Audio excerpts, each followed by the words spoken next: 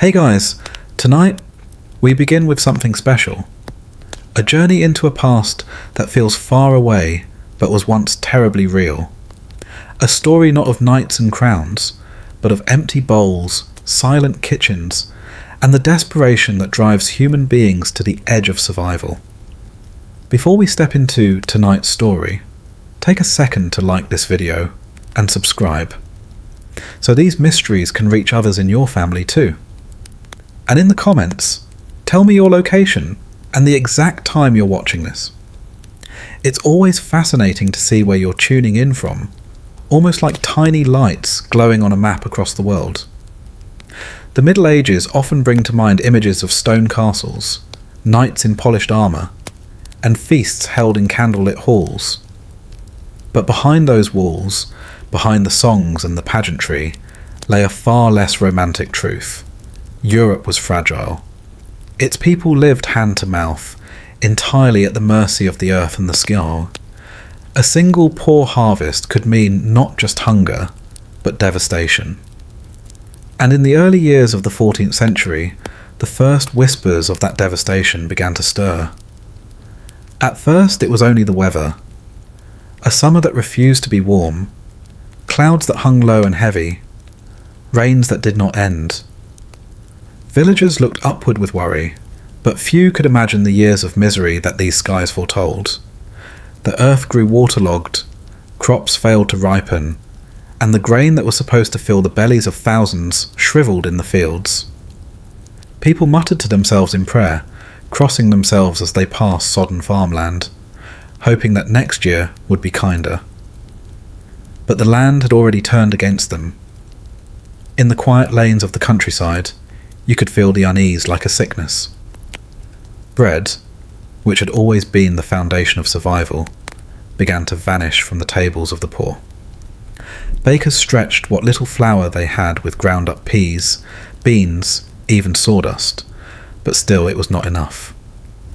The smell of fresh loaves became rarer, and the once bustling village ovens cooled to silence. Families shared smaller and smaller portions, mothers breaking their crusts in half, pretending they were not hungry so their children could eat. It began as murmurs, stories carried from one market town to another, tales of villages where people went to bed without supper, of livestock sold too early because there was no grain left to fatten them, of fields where sprouts had withered in the mud. Whispers spread faster than the wind.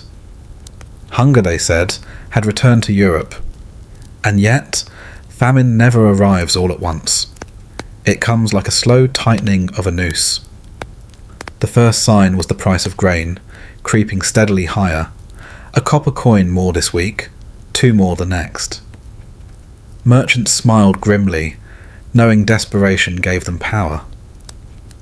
Those who still had a little wealth hoarded what they could, while the poor watched their last pennies vanish into thin hands and closed sacks. Hunger was not yet death, but it was fear, gnawing at the belly before the body began to fail. The famine's early steps were silent but merciless. In monasteries, monks prayed for mercy while thinning their own gruel. In villages, neighbours gathered around hearths, not for warmth, but for comfort, whispering that the end of days must surely be near. The church bells still rang for Mass, but they rang more often for funerals too. Not yet in great numbers, but enough for people to notice. Hunger changes the rhythm of life. Where once fields were alive with laughter during planting and harvest, now there was silence. Men bent low to the ground, searching for food that was not there. Women gathered wild herbs, mushrooms, even weeds, boiling them into thin soups that gave little nourishment, but kept death at bay another night. Children grew pale and listless, their cries weaker each evening. By candlelight, peasants whispered stories of worse times they had only heard in legend, winters when people ate bark from trees or boiled the bones of animals long gone to litch out one final taste of life. These were meant as warnings, as nightmares to frighten the young. But now, with the crops drowned and the skies still grey, those old stories no longer seemed distant. They seemed close, as though the past had returned to claim the living. The lords in their manors fared better, of course. Their stores were fuller, their tables still laden. But even they felt the pinch of scarcity. Bread became smaller, meat rarer, and the wine soured more quickly. They saw their peasants' gaunt faces and heard the cries from the villagers, but power rarely breeds compassion. Taxes were not lowered, rents were not forgiven. Hunger, like the rain, seeped downward, always striking the weakest first. The famine was not yet the great catastrophe it would become. These were only its beginnings. Whispers, not screams, but the whispers carried dread, because everyone knew what hunger could become. The old remembered tales of cannibals in distant lands, of villages that had turned on themselves when all else failed. Such thoughts were unspeakable, yet they lurked in the minds of even the pious. Imagine a peasant family in a damp hut on the edge of a forest. The father, once strong, now weakened by weeks of meagre meals, stares at the embers of a fire that has nearly gone out. The mother, hollow-eyed, tries to hush the whimpering of children too young to understand why the bread is gone. They will wake tomorrow and the day after, with nothing but water to fill their bellies. Hunger changes not only the body, but the mind. It makes you look at the world differently. Every loaf becomes a prize. Every neighbour becomes a rival. Every death becomes, quietly, a kind of relief, one fewer mouth to feed. And yet, famine's cruelty was not only physical, it was spiritual. In towns, people began to ask why God would punish them so. Priests preached that sin was to blame, that the skies wept with divine anger. Pilgrimages were made, altars were dressed, relics paraded through the streets. But the rains did not cease, and the hunger did not loosen. Faith kept people alive, but doubt crept into the shadows, whispering that perhaps God had abandoned them. In this way, the great famine of the Middle Ages did not arrive with a roar. It arrived with whispers, the slow disappearance of bread, the quiet sobs of mothers, the faint rattle of coins too few to buy a meal. It arrived with mud, with endless rain, with crops that rotted before they could ripen. And it settled into Europe like a sickness, wrapping its fingers tighter around every home, every family, every soul. No one yet spoke of cannibalism. No one yet dared imagine the horrors to come. But famine had laid its foundation, and once hunger digs in its claws, it does not let go easily. The whispers of catastrophe had begun, and soon they would swell into cries of despair. The earth breathed through its seasons, and in the Middle Ages, life itself moved to that rhythm. Winter was the time of hunger, spring was the time of hope, and summer brought the harvest that would decide whether a family would see the next year alive. For centuries, this rhythm had kept Europe alive, even in hardship. People trusted the turning of the year as they trusted the rising of the sun. But then the sky changed. The rains came, and they did not stop. At first, no one thought much of it. Summer showers were no stranger to the land. Farmers would shrug off a few weeks of damp weather, joking that the saints were washing the fields. But as the days passed, the skies did not clear. Heavy clouds rolled in and stayed, sagging low as though they had forgotten how to move. Rain fell, not in gentle drops, but in sheets that blurred the horizon. And beneath it, the fields drowned. Crops that should have ripened in golden waves bent under the weight of water. Barley soured in the ground, wheat blackened before it could be cut, oats collapsed into mire. Farmers trudged through their fields with mud up to their knees, knowing already that there would be no harvest worth the labour. They cursed under their breath. But curses did not drive away the storm. The sky became the enemy. Rivers swelled and spilled over their banks, washing away roads, flooding villages, carrying livestock to their deaths. Bridges collapsed beneath torrents.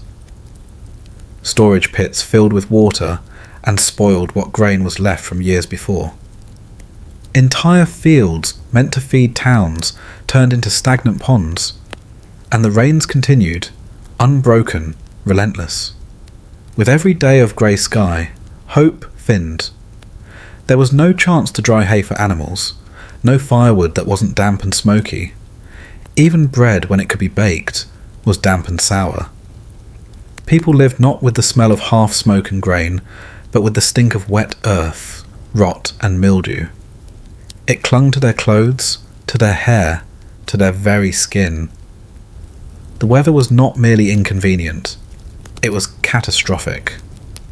In a world before machines, before imports could arrive from distant lands, people depended entirely on what they could pull from the soil around them. And when that soil was drowned, when the sun refused to shine, there was no escape. A bad season could be endured. A bad year was cruel. But when the rain stretched on, year after year, the suffering deepened into something monstrous. Hunger does not arrive with thunder. It creeps in quietly, with smaller loaves of bread, with thinner broth in the pot, with livestock slaughtered too early. But as the rain washed away the future, hunger's grip tightened. Farmers, soaked and shivering, looked up at the heavens and asked why. Some said it was the work of angry saints. Others whispered of witches, of curses, of signs that the world itself was sick. The church preached that God was punishing mankind for its sins, pride, lust, greed, but no prayer seemed to lighten the clouds. People began to wonder, in their darkest thoughts, whether heaven had turned its back entirely. The rains reshaped more than fields.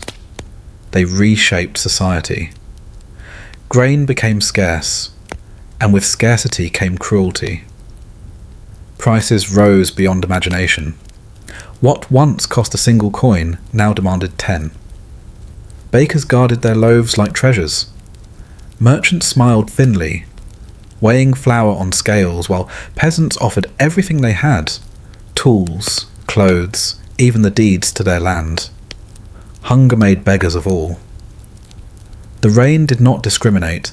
It beat on the roofs of lords and peasants alike. But while the lords had granaries and reserves, the poor had only the mercy of the fields, and the fields had betrayed them. Travellers described villages where people dug into the ground with bare hands, pulling up roots meant for animals, boiling them into bitter meals. In towns, children pressed their faces against market stalls, staring with hollow eyes at food they could not afford. Mothers learned to silence their children with water, whispering promises of tomorrow that they knew were lies. And still the rains fell.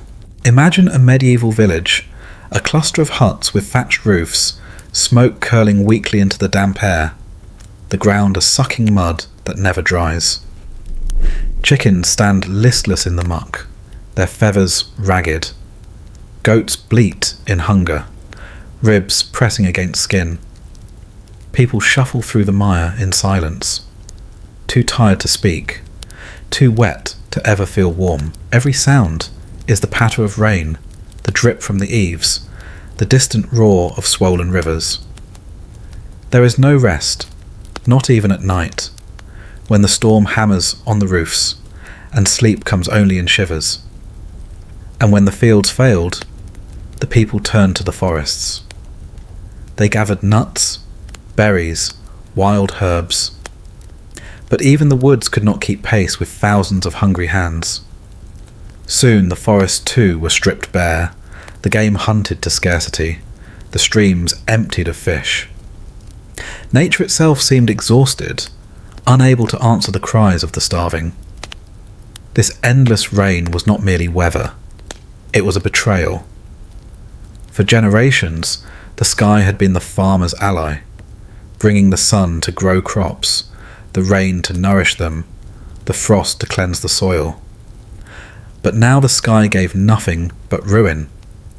It mocked their labour, laughed at their prayers, drowned the very hope of survival. And when nature betrays you, what is left but despair? Villagers began to abandon their homes, wandering in search of food that did not exist. Roads filled with ragged families, carrying what little they had on their backs. The sight of travellers, once rare, became constant. Bands of beggars in out by the highways, their hands outstretched, their voices hoarse from pleading. Some were turned away, others beaten back. Fear grew with hunger, because every stranger was another mouth to feed, another rival for scraps. The reign stretched not just across months, but across nations. From the British Isles to the heart of the Holy Roman Empire, from France to Scandinavia, the clouds spread their misery. There was no corner of Europe untouched. Even the wealthy kingdoms could not buy their way out, for what use is gold when the earth itself refuses to yield? As the floods rose, so too did the graves.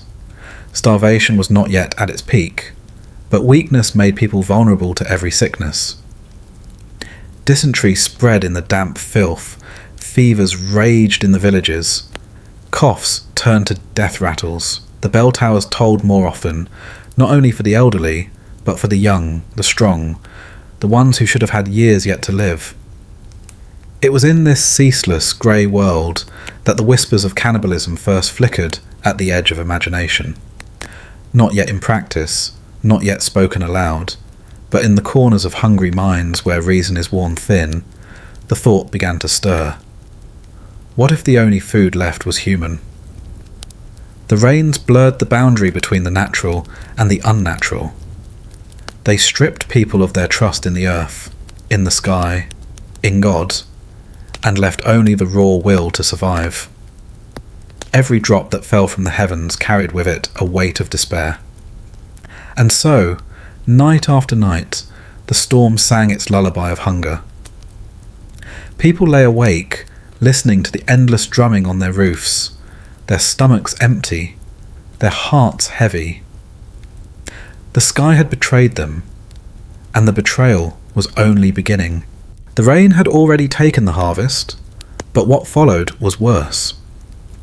For when the fields failed, the villages themselves began to dissolve into something unrecognizable. Homes that had once smelled of wood smoke and bread were now heavy with the stench of rot. The ground beneath them, once firm, had turned into a pit of sucking mud that swallowed carts, cattle, and hope alike. In a medieval village, the earth was everything. It gave food, it gave clay for houses, it gave paths to trade and travel. But now that same earth betrayed its people. Roads collapsed into swamps, cottages sagged as their foundations softened, and every step through the streets was a battle against the mire. The sound of life became not laughter or bells, but the endless squelch of mud and the coughing of the hungry. Bread, the very symbol of survival, had disappeared. What little flour remained was hoarded like treasure, locked behind doors, measured crumb by crumb. Families stared at the empty boards of their tables, the memory of bread fresher in their minds than its taste on their tongues. Mothers mixed ground weeds with water and baked them into hard cakes that resembled bread but offered nothing but bitterness. Children gnawed on bark, on roots pulled from the muck, anything that could trick the body into believing it had been fed. The mud crept into every corner of life. Granaries that once promised safety were ruined, their walls damp, their stores crawling with mildew. Bags of wheat sprouted green before they could be ground. Oats turned sour. Barley dissolved in pools of stagnant water.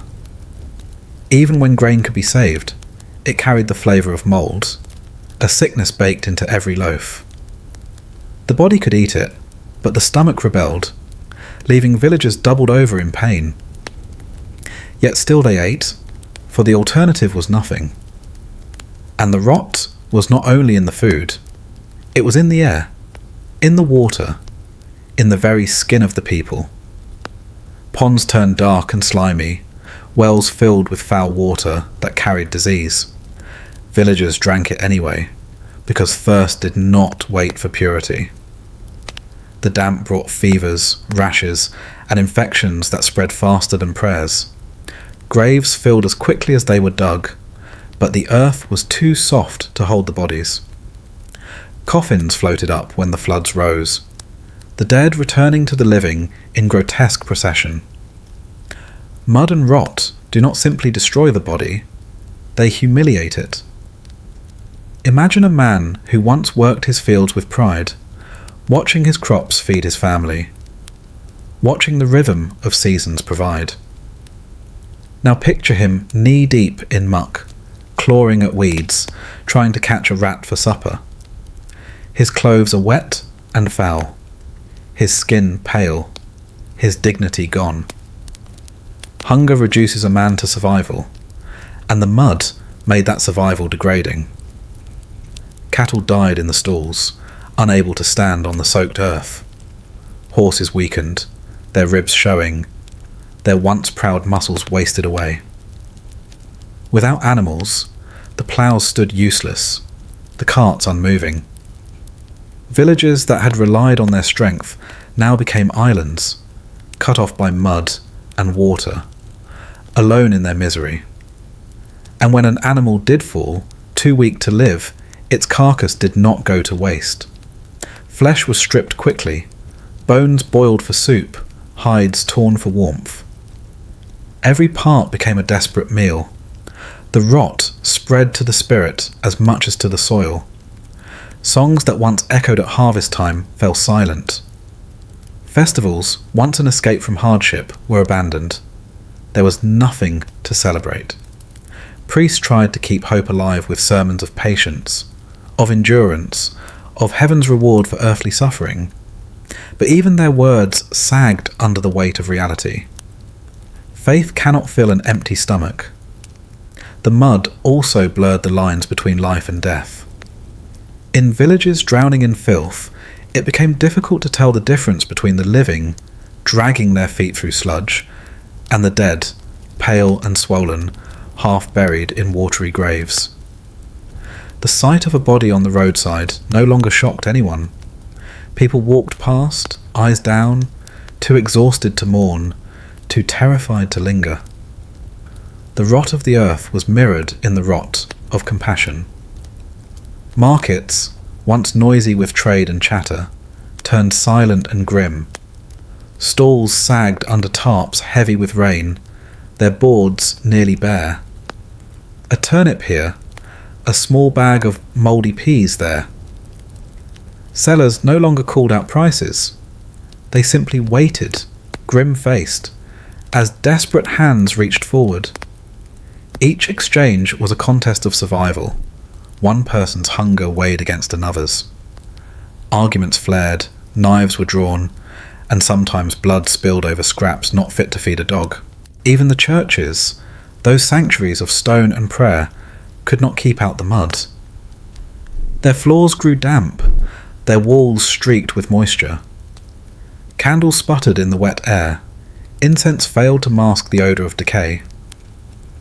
Parishioners knelt in mud-streaked clothes, praying not for salvation in the next world, but for bread in this one. Their whispers echoed against stone arches, unanswered. Night brought no relief. Fires struggled to burn with wet wood, leaving families huddled in the dark. The sound of rain on the thatch was constant, a reminder that the sky's betrayal never ceased. The air smelled of mildew, of damp wool, of unwashed bodies too weak to care for themselves. Sleep came uneasily, broken by the gnaw of hunger and the cries of children. There were stories whispered of villages swallowed whole, not by plague, not by fire, but by mud. Houses collapsing, livestock sucked into the earth, families fleeing only to find themselves trapped by floodwaters. Whether true or not, the fear was real. The ground itself seemed cursed, untrustworthy, ready to consume what little remained. It was in this world of rot that hunger sharpened into madness. People began to see food where none existed. A shadow became a loaf of bread, a tree stump, a hunk of meat. Dreams were filled not with visions of heaven, but with feasts, tables overflowing, the phantom taste of butter, cheese, roasted meat. And every morning brought the cruel reminder: there was nothing. Only mud, only rot, only hunger. And slowly, whispers turned darker. In hushed voices, in the corners of damp cottages, people spoke of what they had seen, or what they feared they might see. A body dug from the earth, not for burial, but for sustenance. A child vanished, never to be found. A traveller who entered a village but did not leave. These were not yet the norm, but the rot had already begun to eat away at the boundaries of morality. When bread is gone, when even the earth refuses to give, survival demands the unthinkable. The famine was not yet at its worst, but in the mud-soaked villages of Europe, the world was already unravelling. Bread had become a memory, mud had become the constant, and rot had become the companion of every man, woman and child, and hunger, that relentless shadow, only grew stronger in the decay. In every village, no sound cut deeper than the cry of a hungry child. It was not the loud wail of an infant seeking comfort, but a thin, ragged whimper that carried no strength behind it. A sound that trailed into silence, as if the voice itself had run out of life. Europe, drowning in mud and rot, was filled with these cries. They rose from huts of straw and from wooden cottages, from towns behind their stone walls, and from lonely farms on the edges of forests. At night, when the world should have been at rest, these cries echoed, haunting the darkness. Children had always been fragile. In the Middle Ages, it was expected that many would not survive beyond their first years. But famine stripped away even the small protections that families offered. Milk dried up as mothers starved. Bread vanished, replaced with weeds and bark that gave no nourishment. Tiny stomachs swelled grotesquely, not with food, but with emptiness.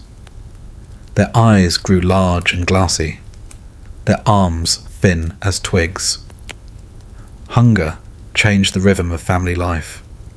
Where once the evening meant warmth by the fire, stories told in hushed tones, children drifting to sleep with bread still on their lips. Now it meant silence broken only by weak sobs. Parents tried to soothe them, whispering promises of food tomorrow, always tomorrow, but the tomorrows came and went, each one no kinder than the last. A mother might rock her child until dawn, not to bring sleep, but simply to distract them from the hollow pain inside their belly. The cruelty of hunger was not only in its suffering, but in its choice of victims. The weakest always fell first. Infants shriveled in their cradles, their bodies too small to resist starvation. Toddlers wasted away, their bones pressing against skin. The older children, who might have once played in fields or chased one another through lanes, now sat slumped against walls, too exhausted to move. They no longer spoke of games or laughter. They spoke of bread. Bread that they remembered. Bread that never came. And the parents, what could they do but watch? Fathers who had spent their lives working the soil with pride saw their sons collapse beside them, unable to lift a hoe. Mothers who once fed entire households with a single loaf now stared at pots of boiling weeds, ashamed of the bitter brew they called supper. Love remained, but love could not feed a hollow belly. There were nights when entire villages seemed to mourn together. The thin cries of children carried across damp air, weaving into one another. A chorus of hunger that no one could silence. Dogs barked at the noise, then grew quiet as they too wasted away. Sleep became a stranger. Parents listened in despair, unable to block out the sound of suffering. And when at last silence came, when a child's cries ended, it was not relief, but terror, for silence often meant death. Hunger reshaped the body in strange ways. Bellies swelled grotesquely with air and water, even as limbs grew stick-like. Lips cracked and bled, gums blackened, hair fell out in clumps. The eyes of children seemed too large for their skulls, staring blankly, with a glassy sheen that belonged more to the dead than the living. Walking through a village, one could mistake the living for corpses. There are records from monks who wandered the countryside, scribes who kept notes in trembling script. They wrote of children so weak they could not lift their heads, of mothers gnawing on leather straps to quiet their own hunger, while saving the last scraps for their young. They wrote of fathers digging graves for their children in soil too wet to close properly, the tiny bodies half submerged in waterlogged pits. One monk wrote of a child still breathing when lowered into the ground, the parents too numb to notice. Whether this was truth or horror, born of despair, no one could say. But what can be said is this: hunger turns love into torment. Parents prayed for miracles that never came. Some wished for their children's quick deaths, not out of cruelty, but out of mercy. For to see them suffer endlessly was a torture no prayer could erase. And still, the night stretched on. The famine was merciless in its spread. From the coasts of England to the forests of Poland, from the fields of France to the valleys of Germany, children wasted away in the same silence. Language, culture, kingdom, none of it mattered. The cries were the same. And in every place, parents grew hollow too, not only in body, but in spirit. Hunger gnawed at the mind as much as the flesh. It was not only starvation that stole the children. Weakness invited disease. Fevers swept through damp huts where bodies lay crowded together for warmth. Coughs racked fragile chests. Dysentery spread in filth, leaving children too weak to move. Death came quickly to some, slowly to others, but it came all the same. Burials became constant. The churchyards swelled with tiny graves, their crosses tilting in the soft earth. Grave diggers worked until their hands blistered, but even they could not keep up. In some places, pits were dug to hold many at once. Parents left their children in these communal graves, their tears falling into the mud as the bodies were covered. And still more died, until the living could no longer bury the dead at all. The famine twisted communities. Where once neighbours would have shared food in hardship, now suspicion ruled. A loaf given to another's child might mean the death of your own.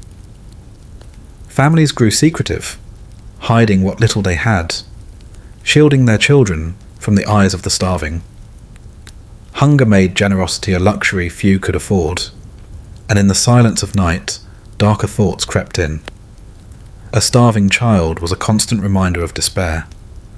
Some parents abandoned their children, leaving them at the doors of monasteries, at crossroads in forests. The hope was that someone else, anyone else, might provide what they could not. Most of these children died, their cries swallowed by the dark woods or echoing unanswered on the stones of monasteries already overwhelmed. Worse still were the rumours, whispered but never shouted. Stories of families who, in the blackest depths of hunger, turned on their own. A child who disappeared with the excuse of sickness. A mother whose eyes lingered too long on the frail limbs of her youngest. No one spoke of it openly, but everyone knew hunger had the power to bend the unthinkable into necessity. And yet, amidst the horror, there were moments of defiance. A mother feeding her child the last crust she had, though she herself had not eaten for days. A father carrying his son for miles, hoping for alms in a distant town. Older siblings forgoing what little they might have eaten, placing it instead into the mouths of the youngest. Love did not vanish in famine, but it was forced to fight endlessly against the gnawing emptiness. The cries of children became the true soundtrack of the famine. Bells rang for the dead, wolves howled from the forest, but nothing carried like those thin, desperate voices piercing the night. They haunted the living, clung to the air long after silence returned, reminded everyone that the famine was not only about numbers or harvests, but about the smallest, most helpless lives slipping away. As the famine deepened, as nights grew longer and colder, the hollow bellies of Europe became a graveyard of childhood. Entire generations would be marked by this hunger. Their earliest memories filled not with lullabies or laughter, but with starvation, suffering, and the silence that followed. When hunger hollowed out the villages, the world beyond their crumbling fences began to stir. The famine did not belong only to men and women. It echoed into the forests, into the mountains, into the dark corners of nature, where creatures watched with unblinking eyes. Among them, none were feared more than the wolves. In ordinary times, wolves stayed hidden, their howls distant, their shapes glimpsed only at the edges of fields when dusk fell. Farmers guarded their flocks, hunters chased them back into the woods, and the fragile balance between man and beast held. But famine weakened that balance. Sheep died of hunger, cattle fell in the mud, and shepherds abandoned their post to seek food for their own families. With prey scarce and humans distracted, the wolves began to creep closer. At first it was whispers. A farmer claimed he had seen paw prints in the mud near his cottage. A child said she heard growls outside the walls at night. A shepherd swore his last 2 goats were taken not by thieves, but by jaws in the dark. People crossed themselves and laughed nervously, dismissing it as old superstition, the kind of stories told to frighten children into staying indoors. But then, the howls came.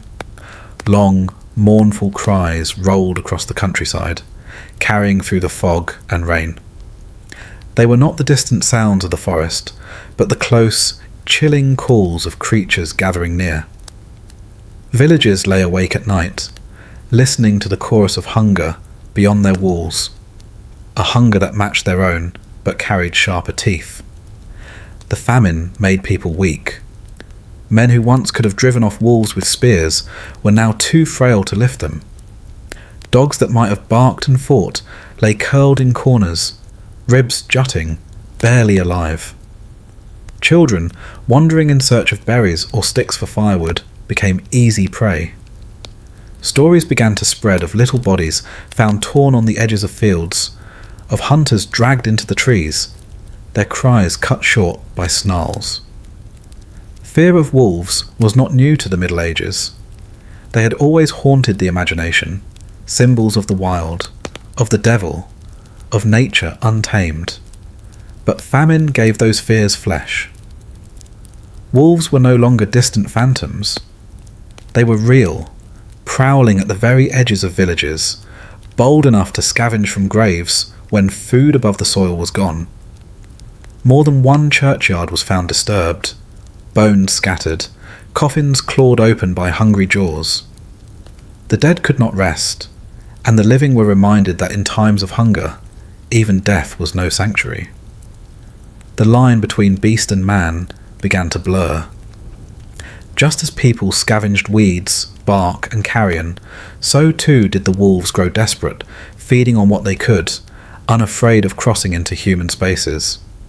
It was as though famine had levelled the world, reducing all creatures, man and wolf alike, to the same raw struggle for survival. Imagine a village at night, cottages sagging in the rain, a weak fire flickering behind damp walls, families huddled together, too hungry to sleep. Outside, in the misty fields, shapes move silently, eyes glinting with reflected firelight. The low growl of a wolf vibrates in the air, answered by another, and then another. The people inside hold their breath, knowing the beasts are only steps away, separated by nothing but thin wood and hope. In some places, wolves became more than predators. They became phantoms of punishment.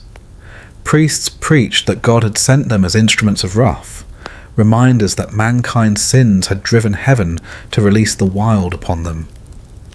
Tales spread of demonic wolves, larger than horses, their eyes burning red, their howls carrying curses. Fear of starvation merged with fear of the supernatural, until every sound in the night seemed to carry teeth. But even stripped of legend, the truth was grim enough. Wolves followed the weak, the wandering, the desperate. They shadowed groups of beggars trudging along roads, waiting for stragglers to fall behind. They stalked villages already crippled by hunger, feeding on livestock too thin to run. They haunted forests where mothers abandoned children they could no longer feed, their cries quickly silenced by snapping jaws. The wolves were not alone. Nature itself seemed to grow bold in famine. Crows circled endlessly, feasting on corpses left unburied. Wild dogs roamed, half tame, half feral, turning on their former masters. Even rats multiplied, thriving in damp huts where scraps of mouldy grain remained. But it was the wolves who captured the imagination, who embodied the terror of a world gone savage. The famine taught people that hunger was not only inside them, it was outside too, in the teeth of the beasts circling their homes. Hunger had become the common language of all creatures. Man and wolf alike moved through the mud, ribs showing, bellies empty, eyes fixed on survival. And in that blurred world, stories grew darker. Some said wolves dragged bodies not from graves but from houses, snatching the weak as they slept. Others claimed packs grew so bold they entered villages in daylight, scattering the starving crowds as if they were sheep. One chronicler wrote that a group of children playing near a monastery disappeared entirely, their bones later found in the woods. Whether myth or fact, no one dared to question, for famine had made the unthinkable believable. The wolves became symbols of the collapse of order. Once, man had ruled the land with ploughs, with fire, with the rhythm of the seasons. Now the wolves ruled, their howls drowning out the bells of churches, their teeth dictating the borders of survival. Villagers shut themselves indoors at night, not out of warmth, but out of fear of what prowled just beyond the door. And yet, some saw the wolves as a mirror. For was not man himself becoming like the beasts? Driven by hunger, losing the bonds of mercy, circling the weak, preying on the helpless, stories of cannibalism were whispered in the same breath as stories of wolves. Both were predators born of famine. Both lived at the edge of human endurance. Both thrived when the world rotted. The cries of children had haunted the nights before. Now those cries sometimes ended in sudden silence, replaced by snarls. Parents clutched their little ones tighter, knowing that danger pressed from without as much as from within. The hollow bellies of Europe no longer faced only starvation. They faced the hungry wilderness reclaiming its place. And still the rains fell. Still the mud sucked at the earth. Still the wolves circled. Hunger had spread from the fields to the homes, from the bellies of children to the jaws of beasts. There was no safety, not in prayer, not in walls, not in nightfall. The weak were taken, whether by famine or by fangs. The wolves had always waited at the edge. Now, with Europe collapsing, they stepped into the centre, bold and unafraid. And in their howls, the starving heard a reflection of themselves, desperate, relentless, and willing to consume whatever remained. When the nights filled with howls and the forest pressed close, the terror outside the walls was matched only by the hunger within. Villages woke to days of mud and silence, their fields ruined, their bellies empty. The wolves had teeth, but famine itself had claws, digging into the marrow of life. It was not only the children who cried now, nor the mothers who wailed at graves. Hunger had become the voice of Europe, and in this silence, in this endless gnawing void, even the smallest grain became a jewel. Bread was no longer food, it was survival measured in crumbs. What once lay scattered on tables, brushed from plates or tossed to pigs, was now locked away, hoarded, hidden beneath floors or buried in earthen jars. Men who had once dealt in gold, silver, and fine cloth now dealt in handfuls of rye, barley, or wheat. Coins clinked uselessly in purses. Their weight meant little when the stomach growled louder than wealth. Grain became the only true currency, and its price rose higher than the towers of cathedrals. Markets, once noisy with laughter and bargaining, fell silent except for the cries of the desperate. Thin figures gathered around stalls where almost nothing was offered. Merchants brought out their stores in secret, watched by hollow eyes. A single loaf could cost the wages of a week. A sack of flour, the price of a family's savings. Those who could pay did, no matter how steep the price. Those who could not stared, and sometimes stole, and sometimes killed. It was said that a single ear of wheat was worth more than a coin of silver, and that a loaf of black bread could buy a sheep, if sheep could be found at all. But the famine had thinned the herds as well, and so grain became rarer than flesh, and flesh sometimes replaced grain. Whispers spread of butchers selling meat without naming its source. The faithful crossed themselves when such rumours passed, yet they looked twice at the cuts of meat in the marketplace, their minds sick with wondering. Even lords and nobles, those who had always eaten while peasants starved, began to feel the weight of scarcity. Their storerooms emptied, their retainers clamoured, and gold no longer guaranteed bread. What use were jewelled rings when bakers wanted only sacks of grain? What use were silks when farmers refused them in exchange for crusts? Hunger flattened the order of society.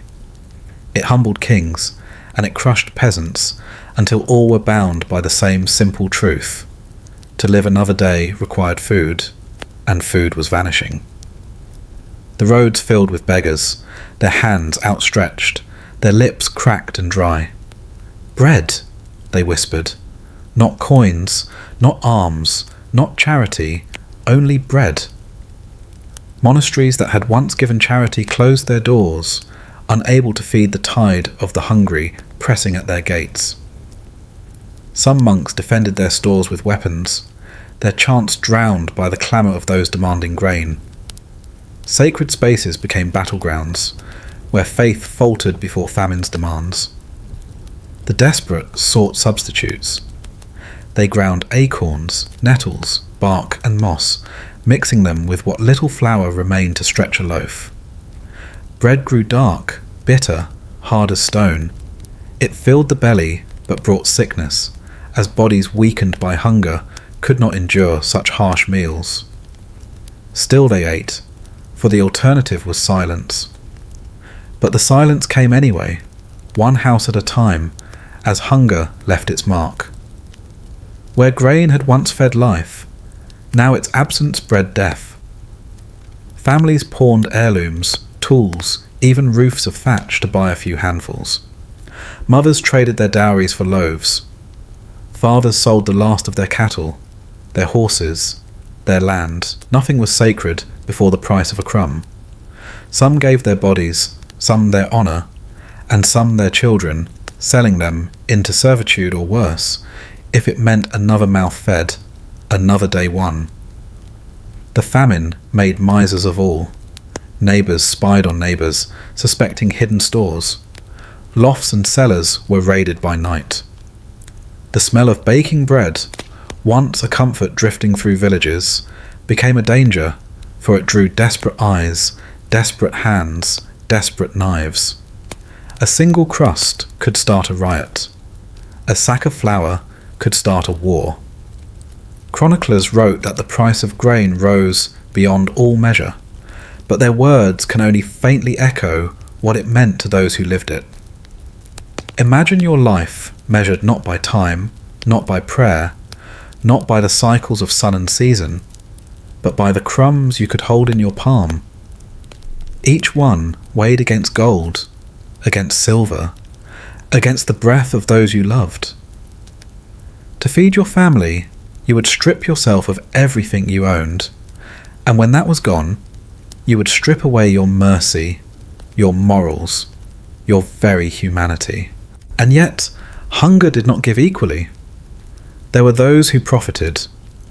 Wealthy merchants hoarded grain, waiting for its price to rise before releasing it. Lords demanded rents and dues in wheat instead of coin, draining what little remained from their peasants. Some grew rich on famine, fattening themselves while the land starved. Resentment simmered, for famine was not only nature's cruelty, but also man's. Behind the hollow eyes of beggars burned a slow fire of rage. In towns, riots broke out. Bakeries were stormed, grain carts overturned. In the countryside, travellers were ambushed, their sacks stolen before they reached the market. Justice collapsed, replaced by the rule of the hungriest. If you had bread, you had power. If you had none, you had nothing. Children scavenged crumbs in the mud of markets, fighting over scraps dropped by merchants or stolen from dogs. Mothers licked the insides of sacks to catch a taste of flour. Fathers ground bones into powder to mix with bitter loaves. And still, the price rose, for every crumb grew rarer, every handful more precious. The famine turned the world upside down. Gold, once eternal, melted into worthlessness. Silver lay forgotten. Jewels gathered dust. But a crust of bread, stale, hard, bitter, gleamed brighter than treasure. To hold one was to hold life. To lose one was to slip toward death. And so, in the hollow bellies of Europe, grain turned to gold, and gold to ash. The price of survival was counted not in coins, but in crumbs, not in wealth, but in whatever one was willing to sacrifice. And sacrifice they did. Honour, faith, blood and flesh. The rain still fell, the wolves still howled, and hunger still hollowed the faces of the living. But now, hunger had a new measure. The weight of a loaf, the sound of a crust breaking, the sight of a crumb clutched tight in a trembling hand.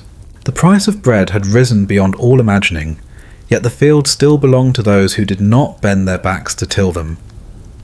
In manors and castles, where stone walls kept the wind at bay, and hearths glowed with fire, the famine wore a different face. Behind heavy doors, where tapestries muffled the sounds of the storm and the stench of hunger, tables still groaned under the weight of platters. Not every lord, not every noble, but enough of them, enough to make the contrasts unbearable. The peasantry starved beneath their windows, mud caking their skin, ribs sharp as knives pressing against worn tunics, while within those walls the lords tasted meat stewed in spices, drank wine brought from southern vines, and broke bread thick and white, the kind peasants could only dream of. The air inside was heavy with the scent of roasted game, fat dripping into flames, filling the rooms with a warmth that mocked the cold emptiness outside. What had once been the natural order, lords eating first, peasants last, now felt obscene. In years of plenty, it was tolerated, endured, even accepted as the rhythm of life. But famine twisted every glance, every smell of roasting meat, every sight of breadcrumbs brushed from a table onto the floor.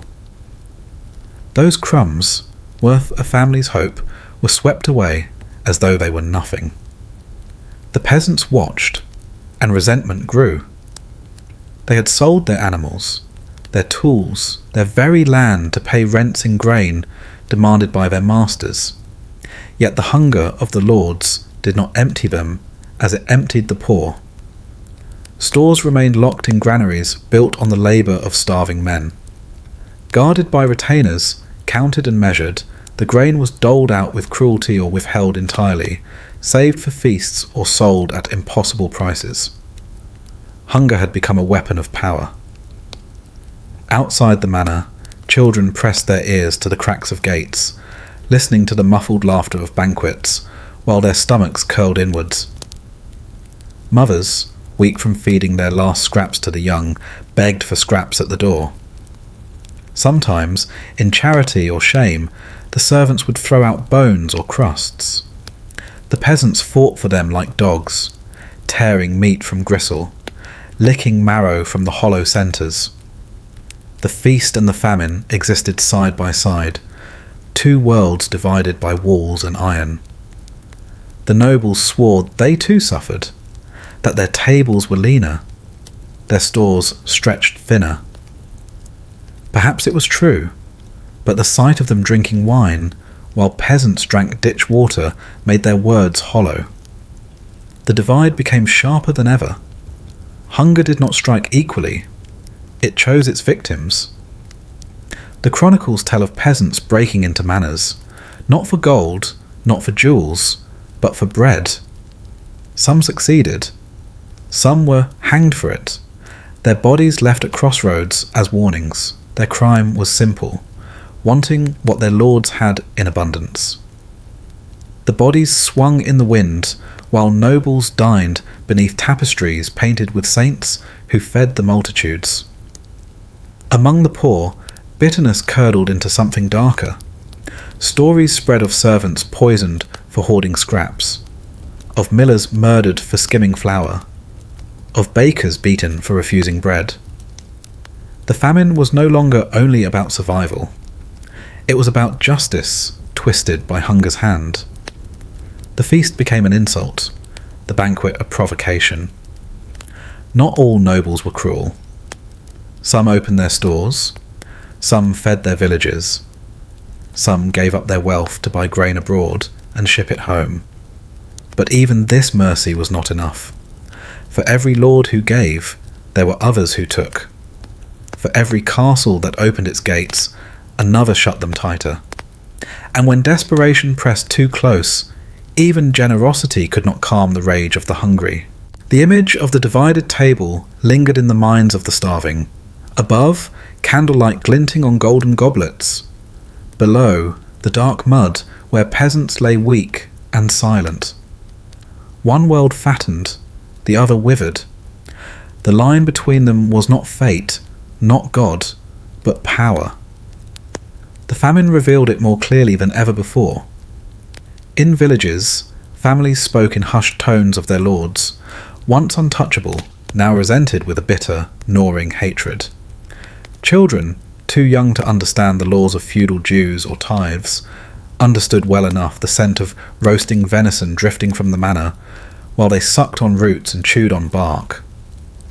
Their first memory of the world was the taste of hunger and the sight of privilege. And still the lords held feasts.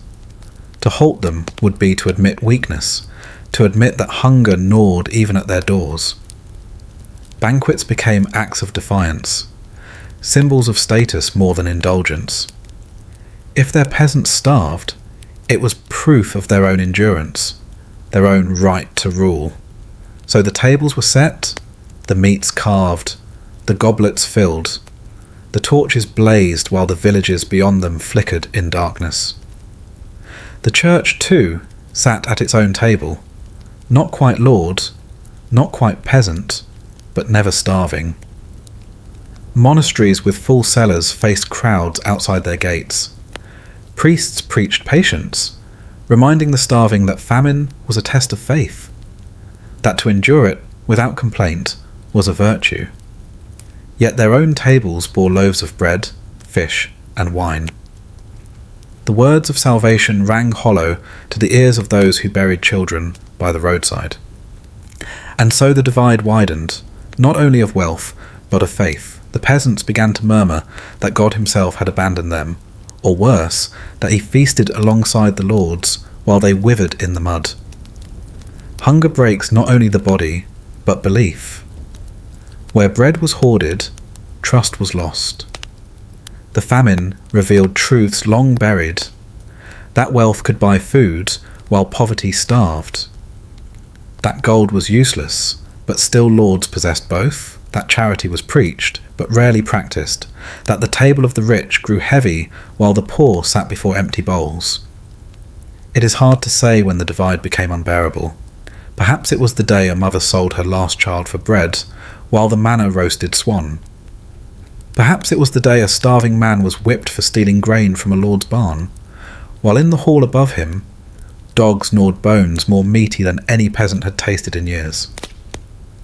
Perhaps it was the day when peasants began to look not only at the lord's stores of grain, but at the lords themselves.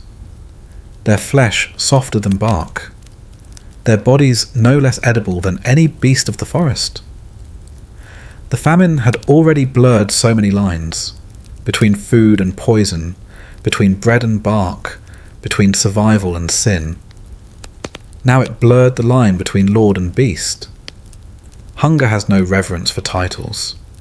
It does not bow to crowns or bend to gold. It sees only flesh, only life, only the gnawing need to endure one more day. And so, as the feast continued behind castle walls, the famine outside grew darker. Hunger sharpened not only teeth but thoughts. The peasants withered in the mud, but their eyes watched the divided table. Their gaze lingered not only on bread, but on the hands that broke it. The lords feasted, and the peasants starved. And in the shadow of that cruel divide, something darker stirred. The smells that once drifted from kitchens had turned hollow. Where once the air might have carried the warmth of stewing meat, or the sweetness of fresh bread, there was now only smoke and the sour odour of boiling weeds. In cottages and huts, fire burned low, not for want of wood, but for want of food to place above it.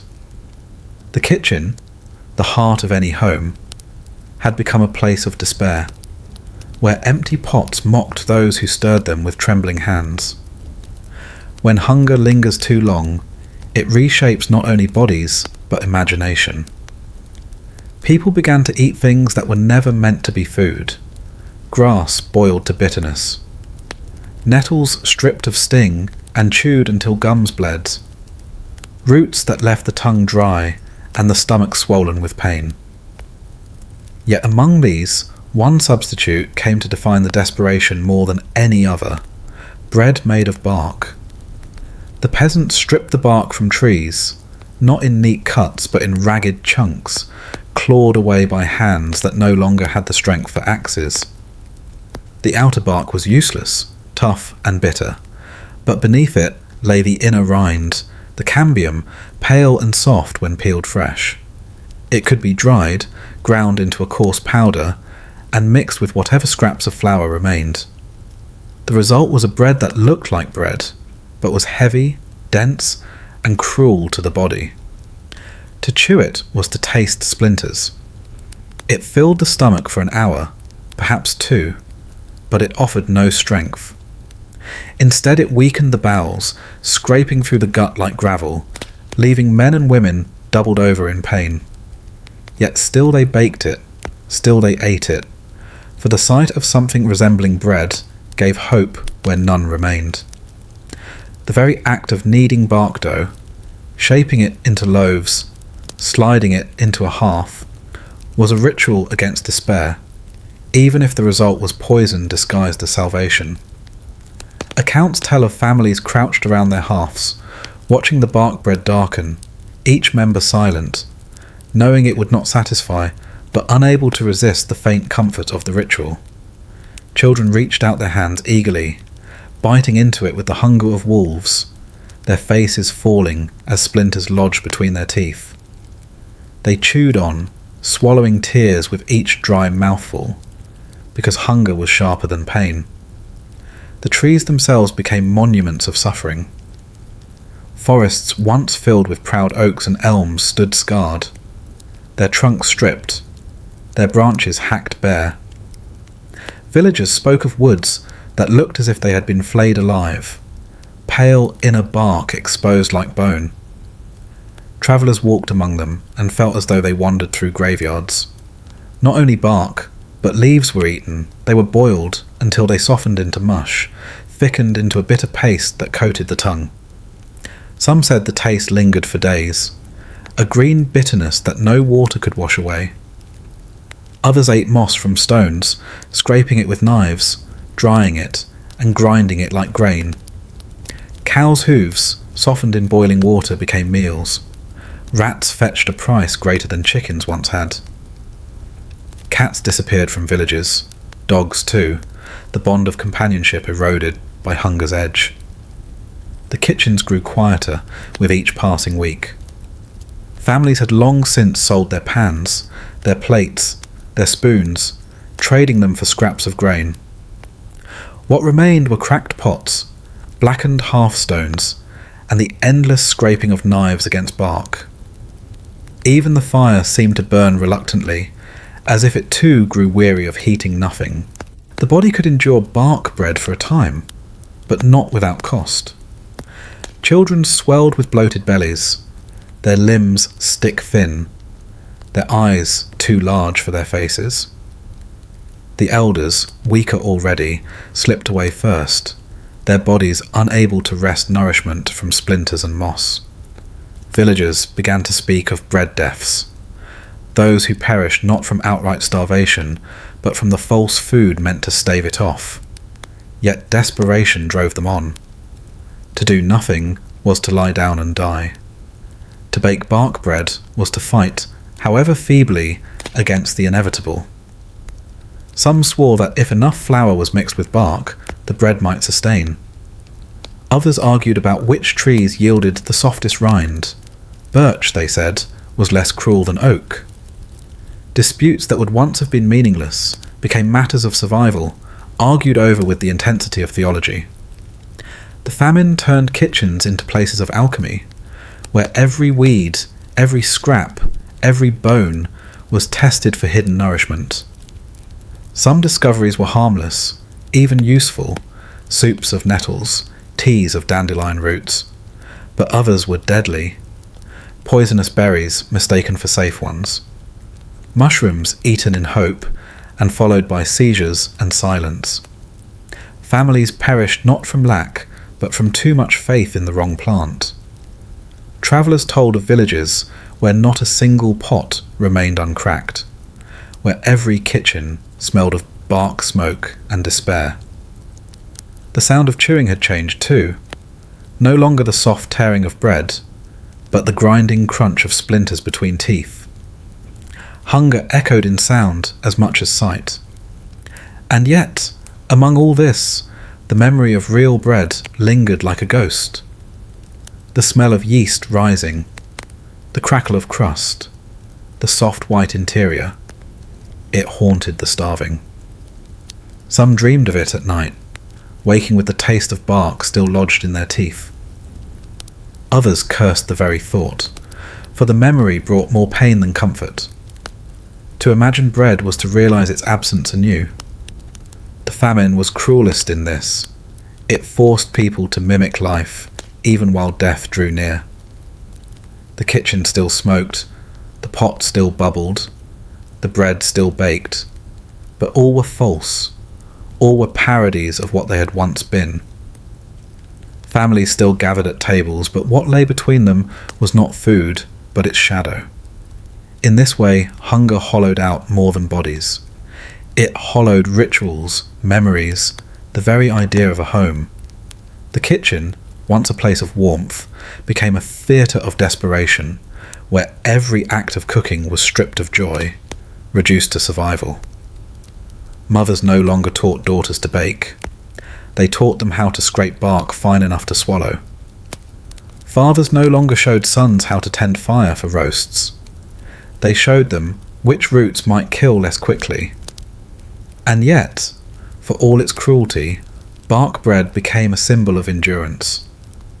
It was bitter, it was painful, it was barely food at all, but it meant one more day. Each mouthful was defiance, however hollow. The famine had taken wheat, barley, oats, rye. It had taken animals and fish. It had taken hope.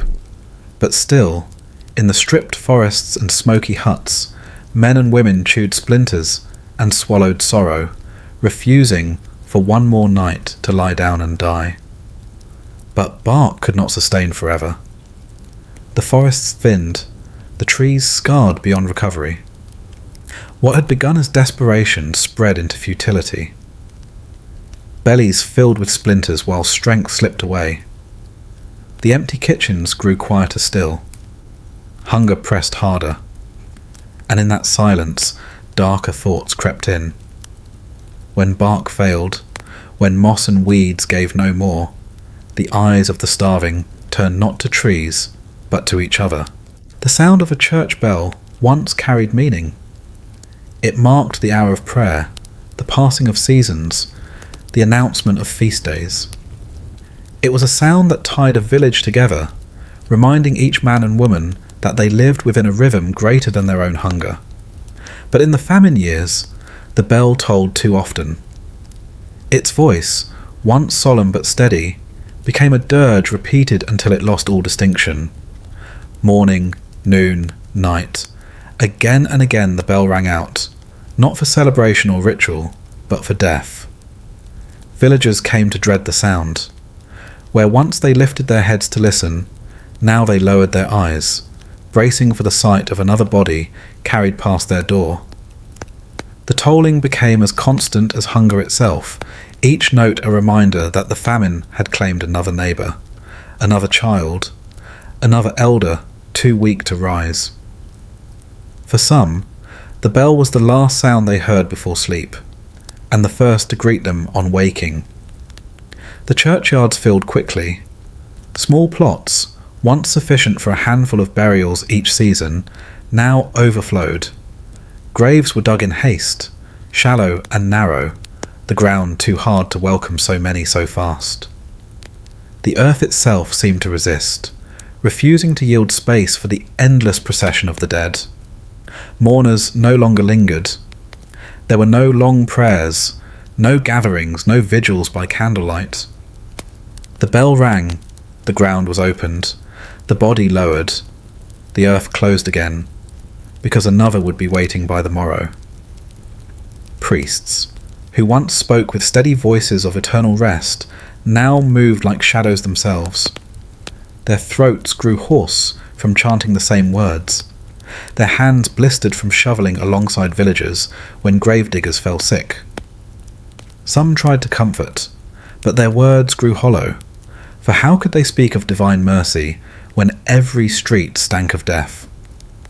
Others faltered entirely, turning bitter, their sermons sharp with reproach, blaming the famine on sins, on greed, on unseen devils, on anything that might explain why God's house echoed with ceaseless mourning. The bells rang not only for those claimed by starvation. Disease followed hunger, as it always does. Weakened bodies could not resist fevers, nor wounds, nor coughs. Rot spread quickly in villages where even clean water was scarce. The dead rose in number, not only from empty stomachs, but from the sickness that stalked them. Each body carried into the churchyard risked carrying more than a soul. It carried contagion. Families whispered that even the act of mourning was dangerous, that grief itself could kill. Children were the first to vanish from the lanes, their laughter swallowed by silence. Their small graves lined the edges of churchyards, marked with crude wooden crosses, hastily carved sometimes not marked at all. Parents buried them without songs, too weak to sing. They walked home afterward, not with tears, but with empty eyes, as though hunger had already hollowed them into the dead they carried. When the plots could hold no more, the dead were placed in mass graves, trenches dug by hands, blistered and trembling. Bodies laid side by side, sometimes with a prayer, often without.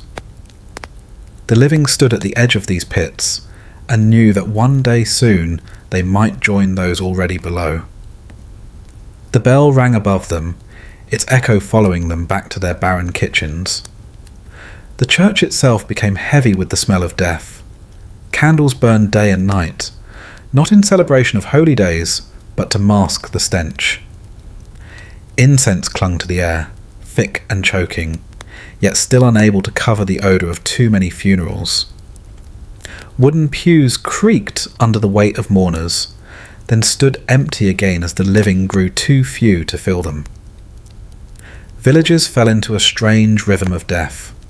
The bell tolled, the mourners gathered, the grave was filled. The bell tolled again. It was as though time itself was measured not in days, but in deaths. Farmers who once rose with the crow of a rooster now marked their mornings by the first toll of the bell. Children, when asked the hour, did not look to the sun but asked, "How many times has the bell rung today?"